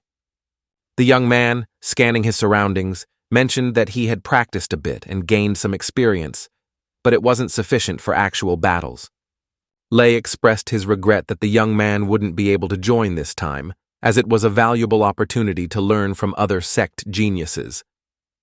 The young man reassured Lei that it was fine. He would take part next time. At that point, someone from the sect accused our hero of being a murderer and questioned how he could appear there without any fear. The young man was taken aback by this accusation, noticing that they were all standing next to him and suggesting that they look around to see if these people were from the Green Cloud sect. Lei interjected, mentioning that the Chang elders were also present on behalf of the Divine Wind Valley, and urged the people around him to refrain from speaking nonsense. The matter was widely known, and if they let it pass, that would be one thing, but if they pressed the issue, he would align with other sects.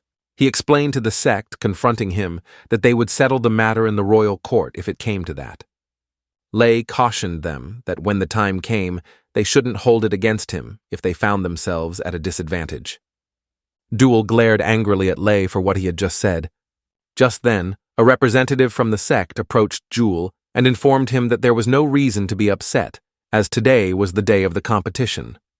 He added that injuries often occur during competitions, so Elder Lei should also keep his composure if anything were to happen. Upon hearing this, he remarked that they were genuinely relying on personal vendettas. Elder Lei then remarked that it must be a joke. The competition would feature all skilled novices from different kingdoms, and it was likely that something would happen during the first stage. He questioned whether Lei truly believed otherwise. Lei pointed out that while their chief novice, Jiang Lan, possessed some talent, it was quite presumptuous for them to assume they would win. The man then inquired why he thought they only had Jiang Lan. The masked individual identified himself as a disciple of the Divine Wind Valley and addressed Elder Lei. Our protagonist struggled to comprehend that this Wukong was the divine judge, C.I. Wook. Observing him, our protagonist found it hard to believe that this man would genuinely represent the Valley of the Divine Wind. The commencement of the first round of the Phantom Divine Heart formation was announced, and the man stated that the rules needed to be explained to all the sects. Information regarding the Phantom Divine Heart was revealed as an ancient treasure left within the realm, and its secrets had yet to be uncovered by anyone. Participants were cautioned that the most perilous areas had been sealed in the formation. Anyone who encountered these seals should not attempt to break them, as the dangers posed were extremely high, even for those at the level of a sea god. The presenter noted that the remaining areas were manageable. He mentioned that there were 30 special jade talismans available, which were the objectives for everyone present today. Acquiring a talisman meant that they would need to proceed to the center of the formation to complete the stage. Seats will be assigned according to the quantity of mascots present. The stage will span a duration of 3 days. If they do not successfully reach the center of the formation by the conclusion of this period, they will be eliminated, as stated by the host. Nonetheless, there are no regulations within the formation itself. Individuals who have committed acts of murder or inflicted harm will face no repercussions. Upon hearing this statement, Our protagonist recognized why Chung Feng was so self-assured about their plans for revenge, despite his absence from the competition. This indicates that their focus will shift to Sister Izia, and they have requested their father to refrain from confronting Sister Zia. With their hands tied regarding our hero, they have chosen to target the Green Cloud sect instead. The young man contemplated while observing Mr. Jewel, who stood close by, grinning arrogantly at our hero. Speaking to Sister Zia, our protagonist urged her to withdraw from the contest, drawing nearer to her. She responded, suggesting that the young man was likely jesting, as she recognized his concern over her waning acceptance among them. In this contest, however, their goal is to secure the top spot. Our protagonist mentioned this, yet, just as he prepared to elaborate, the girl interjected, declaring that the young man was a prodigious talent. His skills were impeccable, but he still lacked sufficient experience. She pointed out that it's reasonable to withdraw when facing an enemy who is significantly stronger. Nevertheless, the girl added that certain actions were necessary. Having entered the domain of true Kai condensation, she could manage on her own. As she explained, upon hearing this, our hero remarked that Wukong had been recruited by Tian's admirer. He wasn't a novice and possessed strength that exceeded the true condensation level. The sister informed her brother that it was too late for them to back down. She felt it was her duty to act not only for his benefit, but also for their entire sect. Our protagonist gazed at her with sorrow, realizing he couldn't change her mind. At that moment, Lei approached, agreeing with the girl. They had no options. Retreating to the valley would mean further aggression from the divine wind. Lei also noted the advantage of hosting the event in an ancient illusion pharmacy. Tracking anyone in that area was nearly impossible. Speaking to the girl, he cautioned her to stay aware that this woman was untrustworthy. If she encountered him, she ought to avoid engaging in any serious confrontations. She felt a sense of peril and was advised to quickly make her way to the center of the formation. Lei assured her that once the girl arrived there, no one would dare to threaten her sister. Zia concurred. The hero then inquired about the safety at the center. Lei clarified that the safety was due to the presence of a gifted princess from the great Yuan dynasty, one of the competition's organizers. She would personally welcome the participants at the center, and nobody would risk acting out of line in her presence. This revelation astonished the hero greatly. Meanwhile, several individuals stood on the mountain. One man addressed Lord Shangguan, informing him that the competition had commenced. He then asked about the secret passages. He was told that they were accessible, and he could enter the formation at his convenience. This was fortuitous, as the 4 divine magistrates would unite to acquire the blood. They stated that the divine heart, phantom formation, was a territory the great Yuan dynasty claimed as its own. One person reported that their divine palace had already cracked the formation's code long ago. They wanted to manage multiple scenarios simultaneously. The Star King of the Divine Sea would personally welcome the participants. Hence, they aimed to obtain the blood before his arrival. Noting her boldness in leaving the palace without Emperor Yang's protection made her vulnerable, and they reminded each other she was the god of sea blood, their target. Another added that they should remain alert, for they had anticipated this moment for quite some time. The 12 deities needed to pay closer attention to them, join the formation, and capture the essence.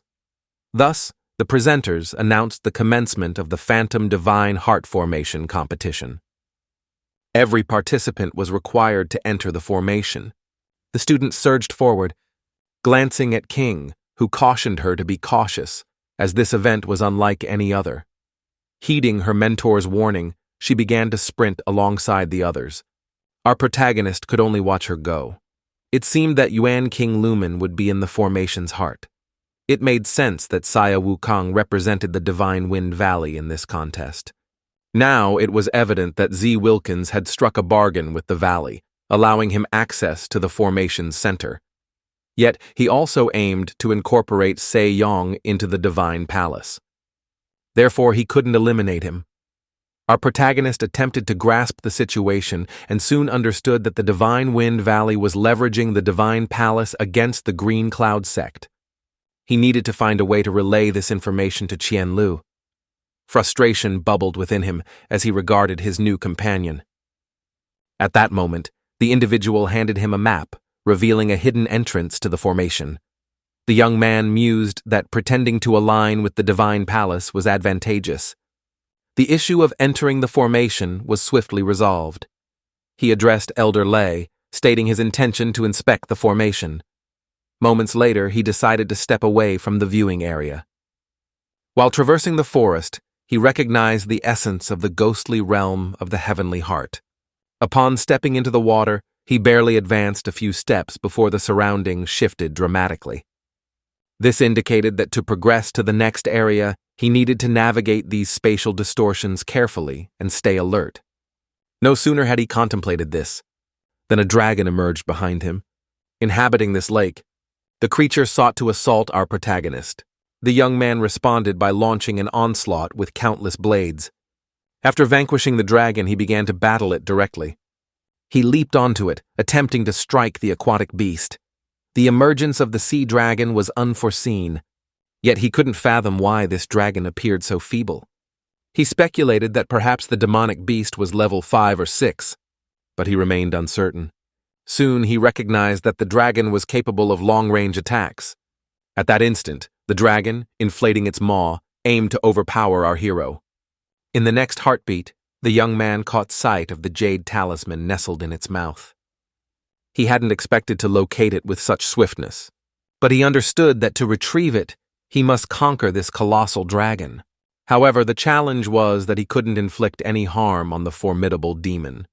Moreover, the absence of a visible attribute meant extraction was impossible. The examiner had mentioned that the riskiest zones would merely bear a seal at the entrance. There was no seal, but if a master governed the event, then removing the jade talisman should have been straightforward. As the young man approached the dragon for another attack, he speculated that this dragon was merely a challenge for the competition, not a genuine creature. In the next moment, he pondered that it was a mere illusion, preventing him from extracting attributes from it. In the following instant, after dealing with the dragon, our protagonist didn't believe that the illusionary capability could extend to the 5th or 6th rank of a demonic creature. However, since it was merely a standard trial, he managed it effortlessly, and the attributes remained within the talisman. At this point, he acquired energy equivalent to an increase of 300 yen per second. This amount was relatively modest, yet it marked the first occasion he had drawn an attribute from a jade talisman, allowing him to absorb it nonetheless. In that instant, the mechanism clicked for him. The surroundings were now entirely visible, and it appeared that he could see an exit when glancing at a nearby cave. With the young man progressing towards it, realizing that by extracting the found attributes, he could navigate through spatial changes. However, the jade talisman contained only a fraction of the attributes. Therefore, when he moved to the next area, only a portion of the landscape would again be accessible to him. Thus, he concluded that to reach the core of the ghost zone, he needed to gather more jade talismans, otherwise it was impossible. Just then, someone appeared behind him, expressing their impatience for his arrival. It was Mr. Wilkin, standing nearby. Turning to Mr. Wukong, the young man noted that the secret passage he had been shown genuinely functioned, despite his initial skepticism and belief that this location was unsuitable for the competition. Upon hearing this, Mr. Wilkin mentioned that the Sky Castle had been investigating the ghostly region of the Heavenly Heart for several years and had uncovered countless secrets previously unimagined by the royal family. Our protagonist remarked that the Sky Castle appears to be teeming with powerful figures. He pondered why someone as inconsequential as himself would suddenly be sought after by the Lord of Heaven. It seemed they'd concocted an elaborate scheme to capture the Bloody Hawk. He hoped he wouldn't be merely a pawn in their plans. The king remarked that everything was gearing up to capture the Bloody Hawk, who was almost within their grasp. He required the young man for another purpose altogether. Our protagonist inquired about his purpose. Wu Qing revealed that the ghost zone of the Heavenly Heart had been known for centuries. The young man pondered why the royal family felt the need to control this formation. With a smile directed at Mr. Wukong, our hero pointed out that the youth was still inexperienced and lacked the extensive knowledge that he himself possessed. The man continued, explaining that throughout history, the Ghost Zone served to protect mountains, homes, and to detain dangerous criminals. This Phantom Zone was established for a specific reason, well understood by the royal family. In that moment, our hero realized the ghostly zone of the heavenly heart was safeguarding something significant. Recognizing its power, it could be deemed a protector of the mountains. However, Wu Qing clarified that it was the nation, not just the mountains, that was being protected. The mention of the nation startled our hero. Wu Qing recounted that the Sky Castle had spent 200 years studying the Ghost Zone, convinced it led to King Shuman's underground castle. Ancient texts claimed that King Chuan had uniquely mastered the realm of the Divine Sea in a millennium. No one else had comprehended all spatial transformations, with only 12 forms utilized in competitions to bewilder participants. The key to King Chun's castle would await the young man at the end, ready to seize control of the Ghost Zone after navigating all sky locations. Our hero remained confused about his value to them. Wu Qing revealed that the young man would assist in penetrating the Ghost Zone's center. Surprised, our hero questioned why he was chosen, given the presence of more skilled magicians in the sky. Wu Qing acknowledged the young man's point, but emphasized that they required someone who hadn't yet achieved the Dan Tian's rotational sphere. Although they had another in mind, meeting our hero had made them realize he was the ideal candidate. Observing Wukong, the young man inquired why they believed he possessed sufficient strength for this task. Wu Qing detailed that when he first encountered the young man, he was merely a child at the 8th level of Kai practice. Even at that stage, he managed to defeat one of the deities from the heavenly castle. A few months later, the young man managed to take on several opponents at the Kai collection level simultaneously. Moreover, he was capable of engaging with a master triple his age, making him the standout among his contemporaries. After hearing the man's remarks about him, our hero questioned how they came to know that he had slain the god of the heavenly castle. Wu Qing mentioned that he could choose to disregard that event. Just then, the doors of the king's underground castle swung open. He indicated that today he would share this significant achievement with our hero. The young man chuckled, expressing that it was a tremendous honor and gratitude for clearing his doubts regarding the politeness of accepting such a generous invitation. He had been stuck there for half a day, and only now had he been informed about the 12 levels of transformation in the Ghost Zone. Perhaps Wukong should have demonstrated how to navigate them, ensuring the young man was prepared to serve the Lord of Heaven. Wu Qing noted that reaching the center wasn't as challenging as it seemed. The young man could achieve it independently, which would help him comprehend the mechanics of the Ghost Zone, knowledge that would be invaluable in the future, Wukong asserted. To this, our hero huffed, noting that he spoke of it so casually as if it were as simple as peeling fruit. Just then, Wu Qing interrupted, announcing the approach of someone. Our hero stood in shock behind his companion.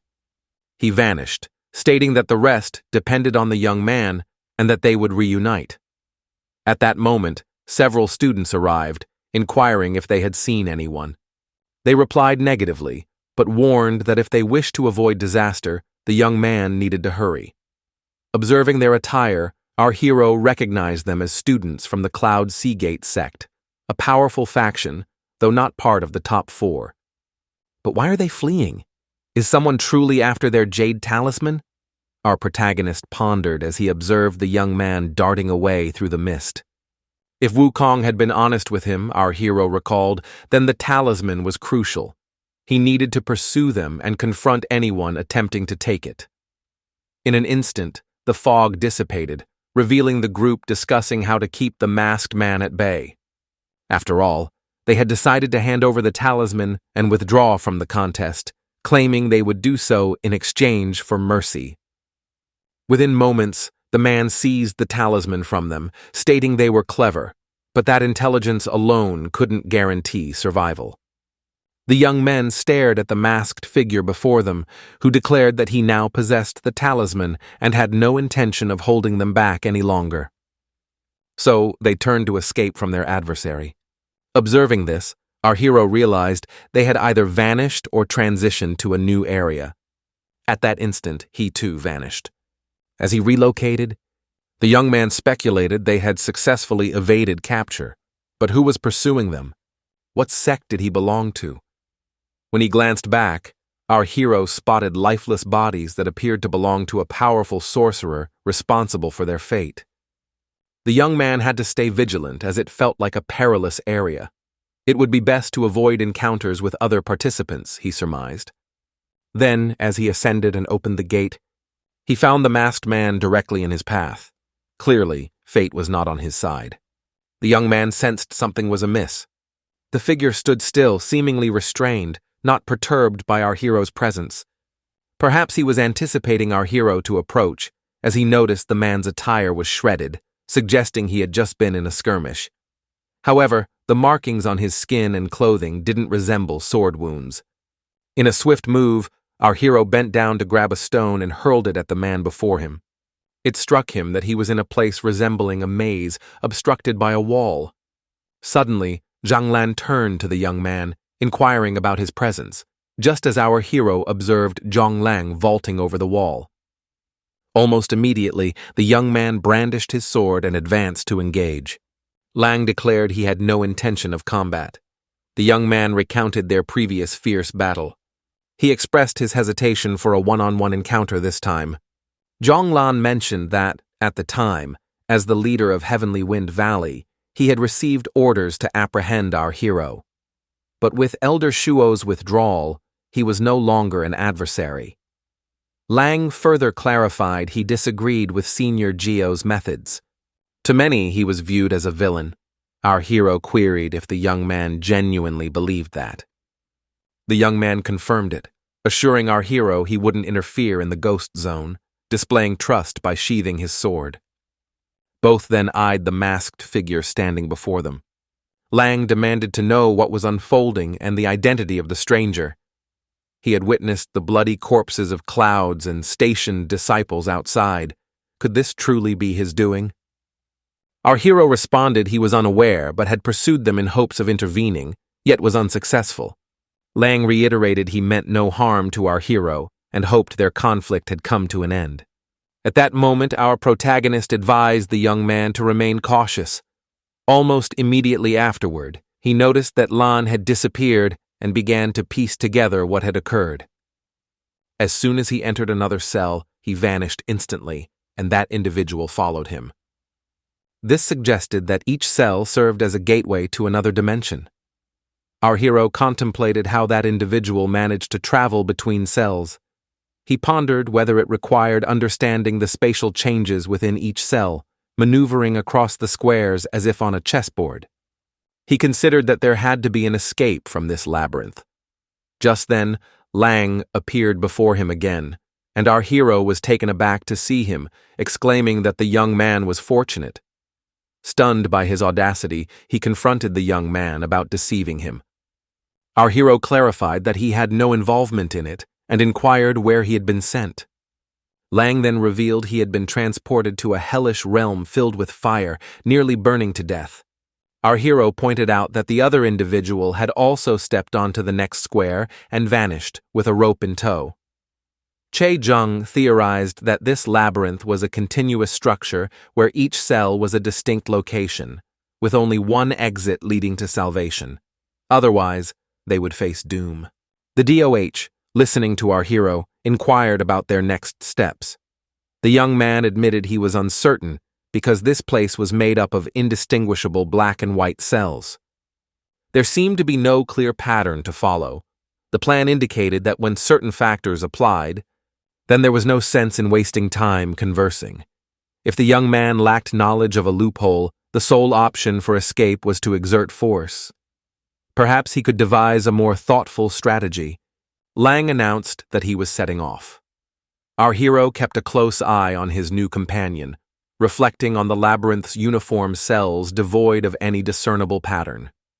he considered the possibility of discovering a jade talisman. This talisman could guide them, meaning they should emulate Yonglan's approach and navigate the cells accordingly. Suddenly, when Lan stepped onto one of the cells, a portal manifested before him. He believed he had progressed one cell further, which he considered a good move. It seemed he resolved not to remain idle. He should also manage to navigate this path if he followed the same route as him. In the next moment, Lang, perched atop the cages, contemplated which cage would have been the best choice. Moments later, he shifted positions, envisioning himself standing on the field amidst the towering soldiers. He realized he hadn't been in this place before and tried to figure out how to escape. Meanwhile, the masked man was observing him intently. The figure on the board glimmered with red eyes, and as Lang scanned the area, he thought he detected no threats. Suddenly, these figures sprang into action. Lang, taken aback, saw that their movements were dictated by the masked individual on one of the figures. Instantly, the figures lunged at Lang, who grasped the immense power behind their strikes. He feared that he wouldn't last long against them. As he evaded their attacks, the young man pondered a solution to halt their advance. He knew he needed to locate a flute talisman. He recalled the jade talisman and believed it could help him overcome these statues.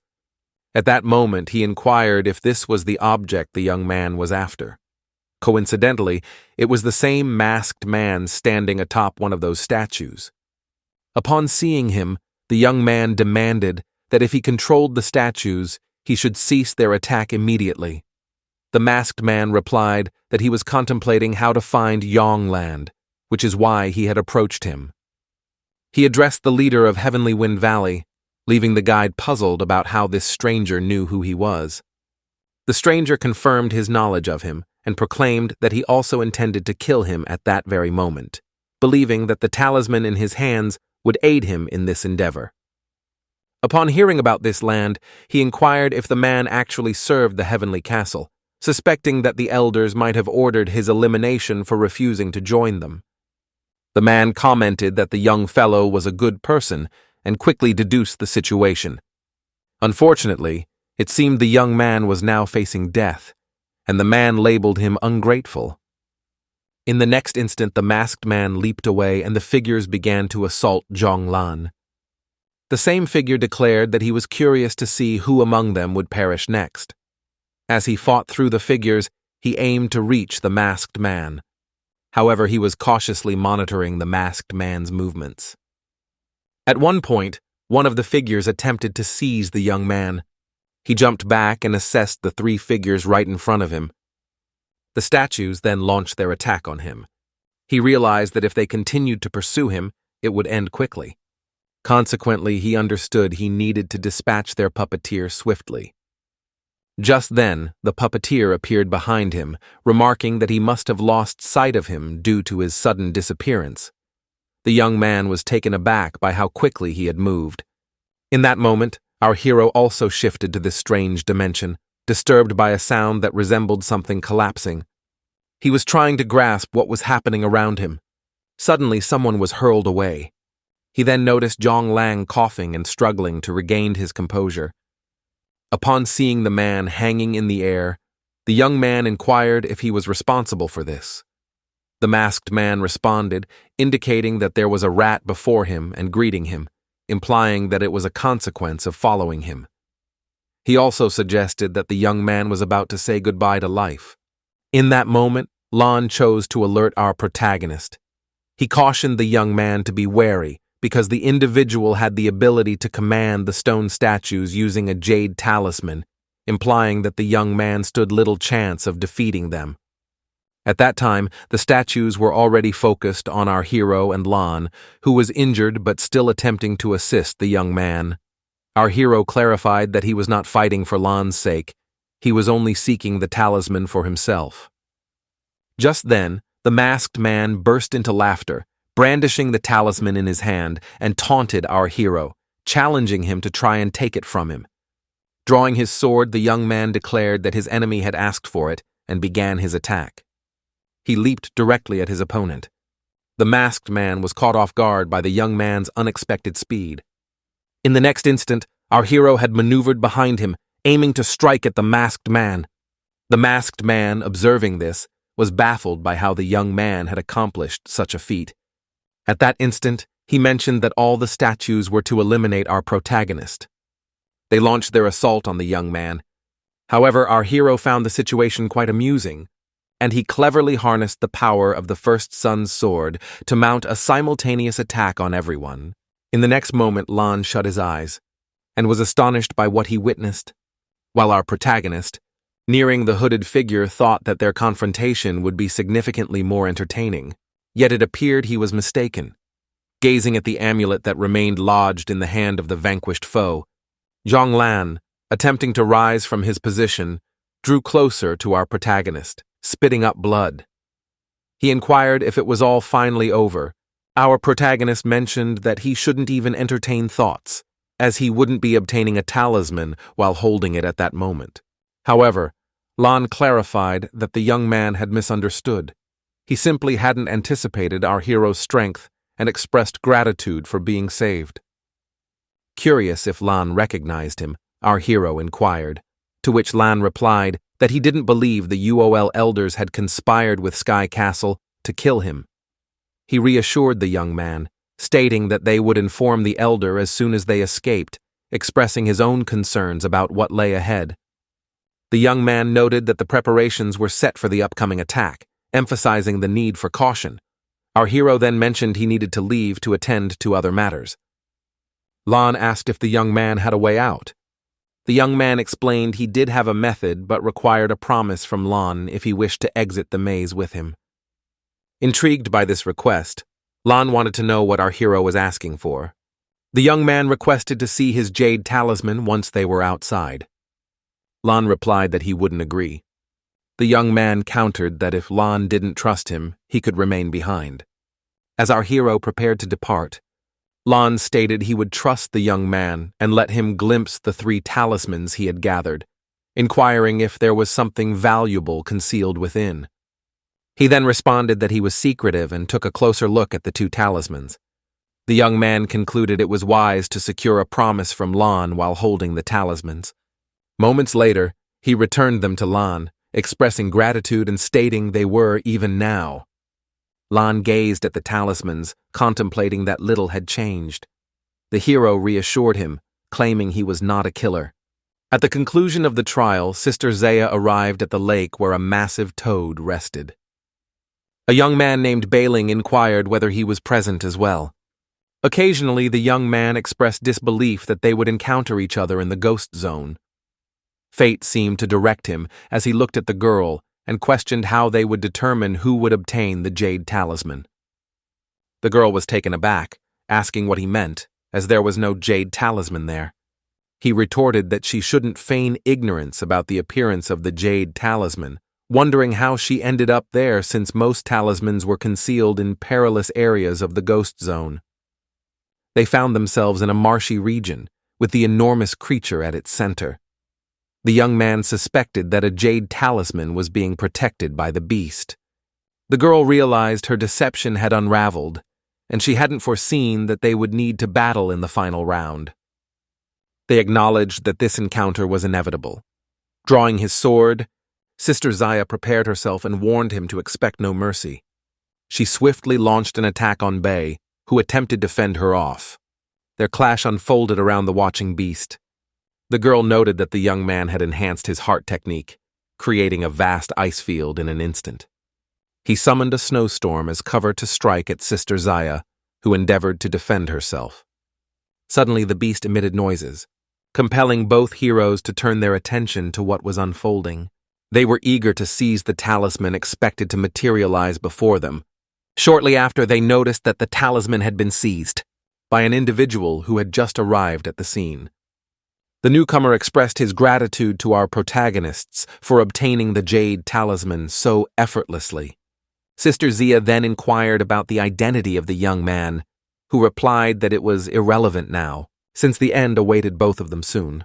As Sister Shenbei observed the stranger, she cautioned him to be cautious as an enemy approached. In an instant, They urged the young man to wield his sword and confront the adversary. But the opponent's confidence was such that he easily grasped the sword with just 2 fingers, leaving Bei astonished by this maneuver. After a chuckle, the young man overpowered Bei using sheer force. At that point, the elder sister challenged him to a duel. She attempted to strike him, but he was so quick that he was right behind her and aimed to counterattack. In defending herself with her sword, she dropped it and leaped back, prompting him to declare that she was no match for him. As he spoke, he decided to summon his sword and employ the technique known as the lone killer. The young man immediately countered with an attack. Just then, Sister Zia hurled another sword at the foe and successfully managed to wound him. This made him ponder what a fascinating sword the girl possessed, wondering if she was truly wielding 2 swords at once. At that moment, the girl coughed up blood, stating that she had developed this style just for him. Unfortunately, it seemed to be only useful at that instant. The young man chose to remain quiet upon hearing this, and the adversary remarked that it wasn't too bad. The girl did manage to hit him, but unfortunately, she was still quite distant from his dominant zone. He also commented that her efforts were trivial when set against his overwhelming strength. Summoning his power, he declared that the girl was finished. At that moment, our hero made his entrance, proclaiming that it was now his time to demonstrate his abilities. The enemy observed a young man who could counter his attack with the swiftness of the wind. Upon seeing our hero, the foe inquired about his identity. Chaeyong, moving in front of his sister, introduced himself as a student of the king insect, stating that anyone who threatened his sister would have to face him. He then turned to his sister, ensuring she was all right. Spotting the young man, she asked Chaeyong how he had arrived there without addressing her first. The young man remarked that it was inconsequential. What truly mattered was that he had the opportunity to spend time with him, otherwise they might not have the chance to meet again. In the next moment, the sister, having overheard this exchange, flushed and continued to gaze at our protagonist. Meanwhile, the rival stared at Chaeyong, pondering the identity of the young man before him.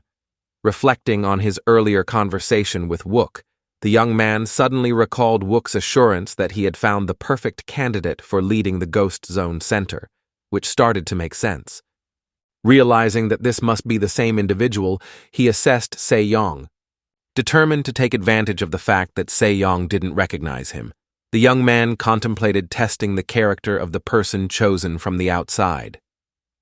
He then inquired what would transpire if the one who had perished was not him, but instead the young man standing opposite him.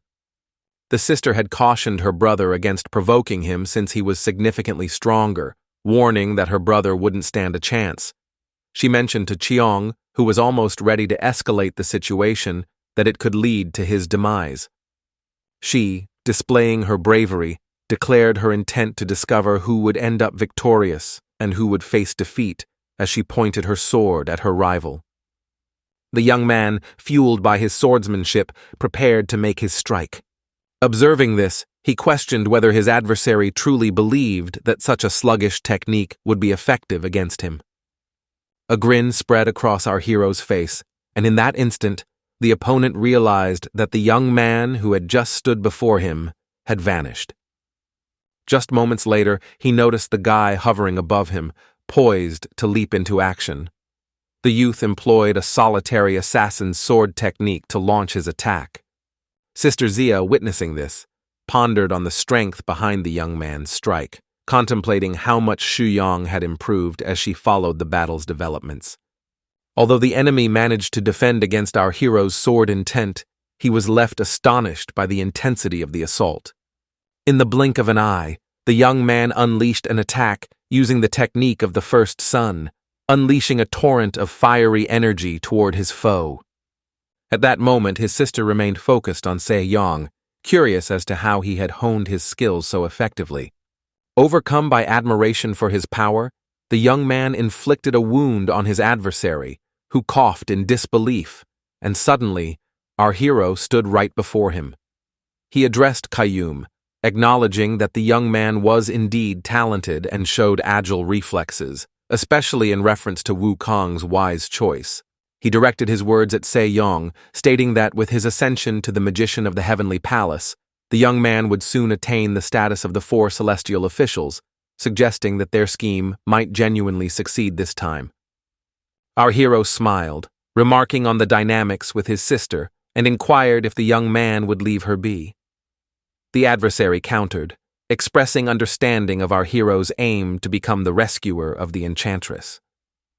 He mentioned that pretending to lose and retreating from the fray wouldn't pose any issue. In response, the young man expressed his regrets, perplexing his opponent, who questioned our hero's intentions. At that moment, Se-yong was warning his sister to be cautious. Meanwhile, the enemy was trying to grasp what the young man was saying, since his sister was not where Se-yong pointed. It turned out to be a tactical distraction, allowing our hero to land a blow on his adversary with his sword. The opponent was caught off guard by such an unexpected offensive and questioned whether the young man was truly serious about this confrontation, pondering if the guy understood the repercussions he might face. Shuyong then provocatively asked if anyone would care if the guy died. Upon hearing the young man's words, the enemy asked if he genuinely intended to kill him. Our hero charged at his opponent, confirming that he did, stating that his adversary was not a good person. At this point, the opponent began to use his powers, forcing the young man to retreat. Sister Z shouted for Se-yong to exercise caution. Just then, she rushed to his aid, only for the opponent to start attacking her. Our protagonist utilized the powers of the First Son's sword to safeguard her, and successfully countered the enemy's assault. The adversary was once again taken aback, remarking that our hero was incredibly formidable. In the next moment, the enemy collapsed before the young man, gazing at the lifeless form before him. The sister inquired whether the foe was dead. Our hero recounted what it felt like to reach out his hand to help her stand. Observing this, they speculated that perhaps there was a younger brother who had managed to defeat a powerful magician, pondering when their sect had become so robust and who was responsible. This young man, confronting our hero, engaged in battle with him. Our hero positioned himself protectively in front of his sister, realizing he could not have anticipated that this opponent would possess 5 jade talismans. In the next instant, he realized that he spotted a potential escape and looked to his sister for guidance. The girl remarked that the man was a formidable magician, likely having already progressed to the midpoint of the rotation sphere, and expressed her astonishment that the young man managed to overcome him, considering their differing levels of expertise. Our protagonist mentioned that he was merely fortunate to evade and counter an unexpected attack. He questioned whether he could handle a real confrontation. Turning to his sister, he inquired about examining the talisman she had acquired. The girl looked at him and asked why he wanted to see it. She wondered if there was something concealed within the talismans. The young man explained that he had observed each talisman featured a unique pattern. By aligning them, they might uncover the secrets of the ghost zone. While discussing this, he mentally apologized to his sister, realizing that he had shared all he could with her. Acquiring more jade talismans was essential to reach the center before the Sky Castle and rescue the girl. After listening to Chong, the girl willingly handed over her talisman, informing him that she possessed only 2. The sister then asked if the young man noticed any differences. Our hero remained silent, contemplating that the talismans seemed to be part of a larger scheme that, once assembled, could help them traverse the ghost zone. However, he concluded that this alone was insufficient. He subtly indicated that adding another talisman would give him everything necessary for their plan. They questioned why he was staring at him, wondering if he genuinely expected him to give up his jade talismans. He turned to our hero. He urged the girl to stop being absurd and to pass him the jade talismans immediately. The young man asserted that despite being outnumbered, he felt no fear. At that moment, his sister remarked that he was vexing her. She pointed out that he had taken the jade talismans from the guy, revealing that Bae had managed to collect one more than she had. Our protagonist, having harnessed their power, stood quietly in front of his sister, questioning why they couldn't simply acknowledge their immense fortune in having him and be more courteous. They suggested he apply some perfume. At that moment, he reassured her that everything was going to be okay. Upon hearing this, the sister inquired about what was happening and whether the young man had managed to uncover the secrets of the ghost zone. When he replied that it was nearly true and urged her to come with him, he reflected on the fact that he had already gathered 16 jade talismans. This should definitely suffice to reach the center, while observing from a distance. The young man noted that he was growing increasingly tenacious and doubtful, prompting him to keep a close watch on the situation. At the same time, reports indicated that he was returning the talismans, tossing them into the hands of his companions. When the young man saw this, he commented on his true nature. While everyone recognized the unparalleled genius of the bear, he believed that the young man would achieve immortality. Feeling embarrassed, he chose to stay silent and did not respond. Our protagonist then instructed his sister to take the jade talisman he had gathered. Amazed by the young man's collection, she questioned its source. He explained that he had obtained it for himself. The remaining talismans were with groups of officials. That day, the young man kept to himself the fact that he had received one from the lake bridge and 3 from the subordinates of Tiangong. He thought that if he could gather a few more sisters to his side, he could secure the top position. Therefore, he was determined to give it his all. She examined the jade talismans in her hand and remarked that the young man had worked very hard, stating that she couldn't accept these talismans.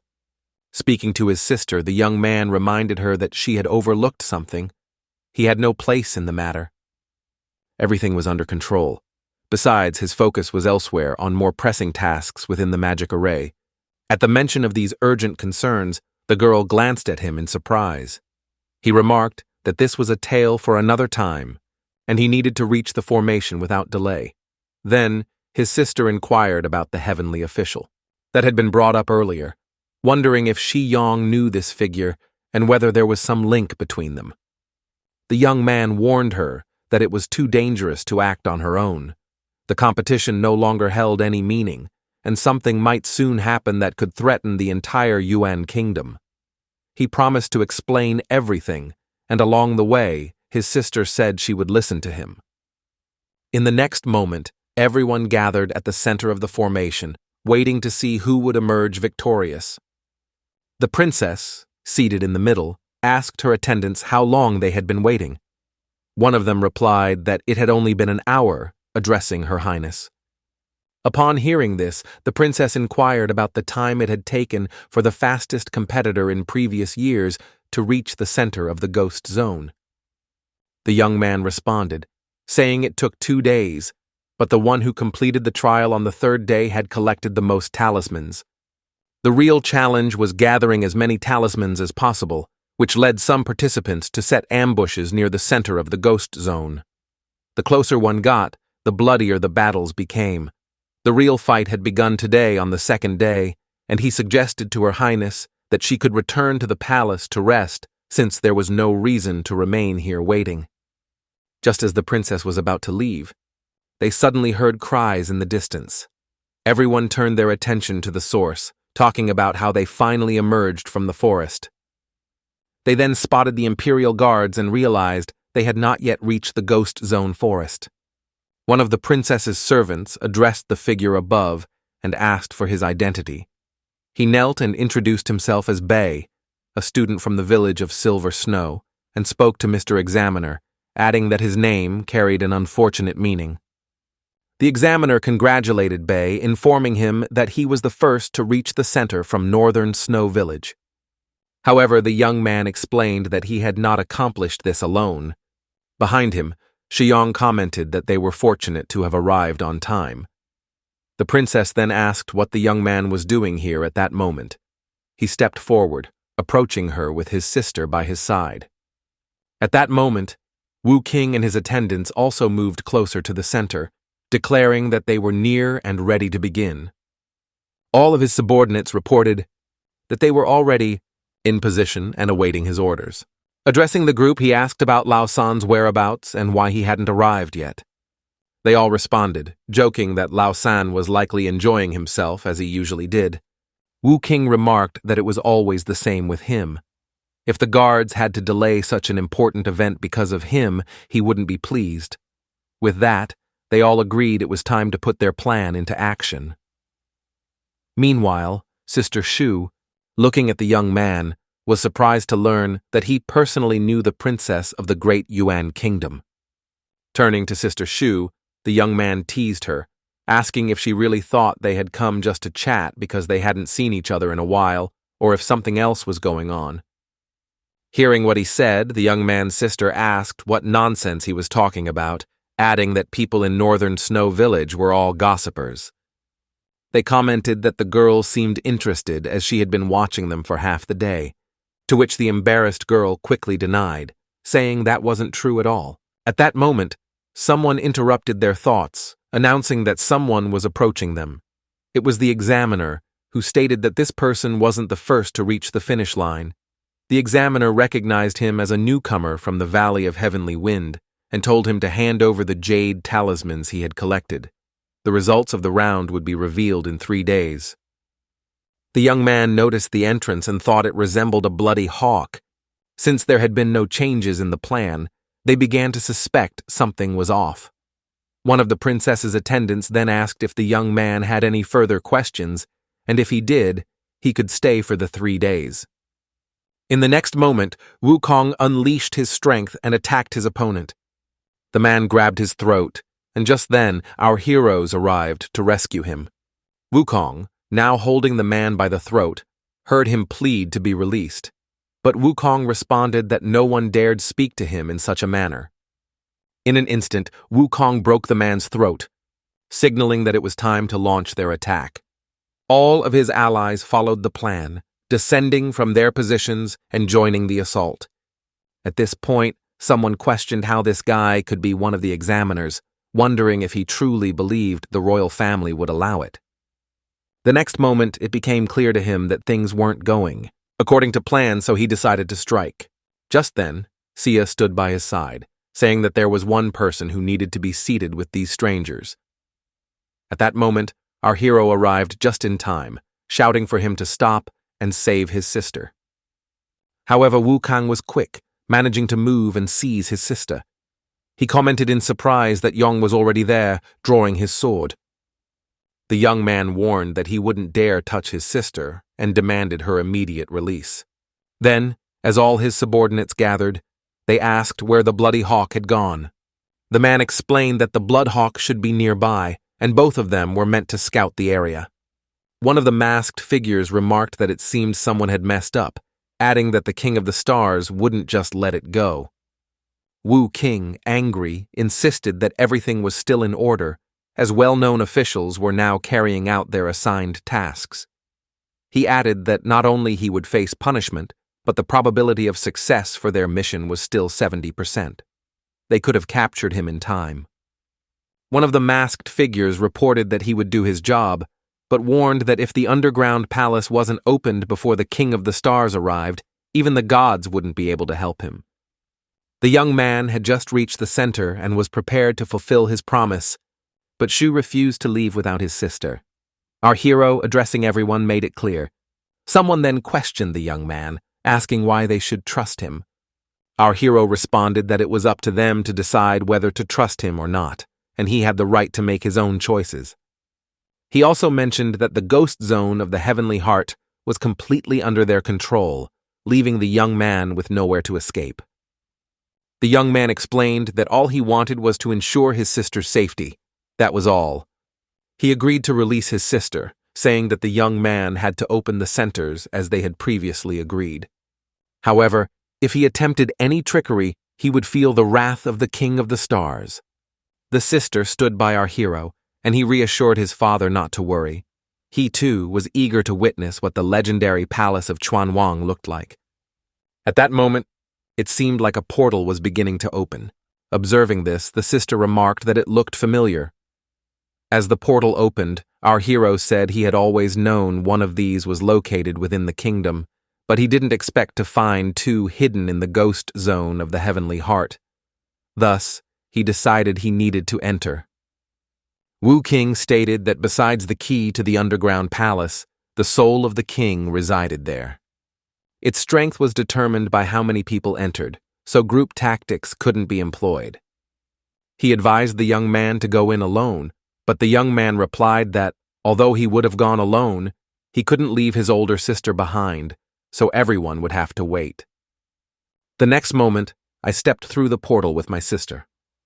After crossing the threshold, my sister, glancing ahead, remarked that if this was indeed the place, it looked incredibly eerie. At that moment, our hero confirmed that it appeared to be the underground palace. His sister noted how odd it was that they couldn't see any lever or mechanism. She added that they probably shouldn't have opened it at this particular time.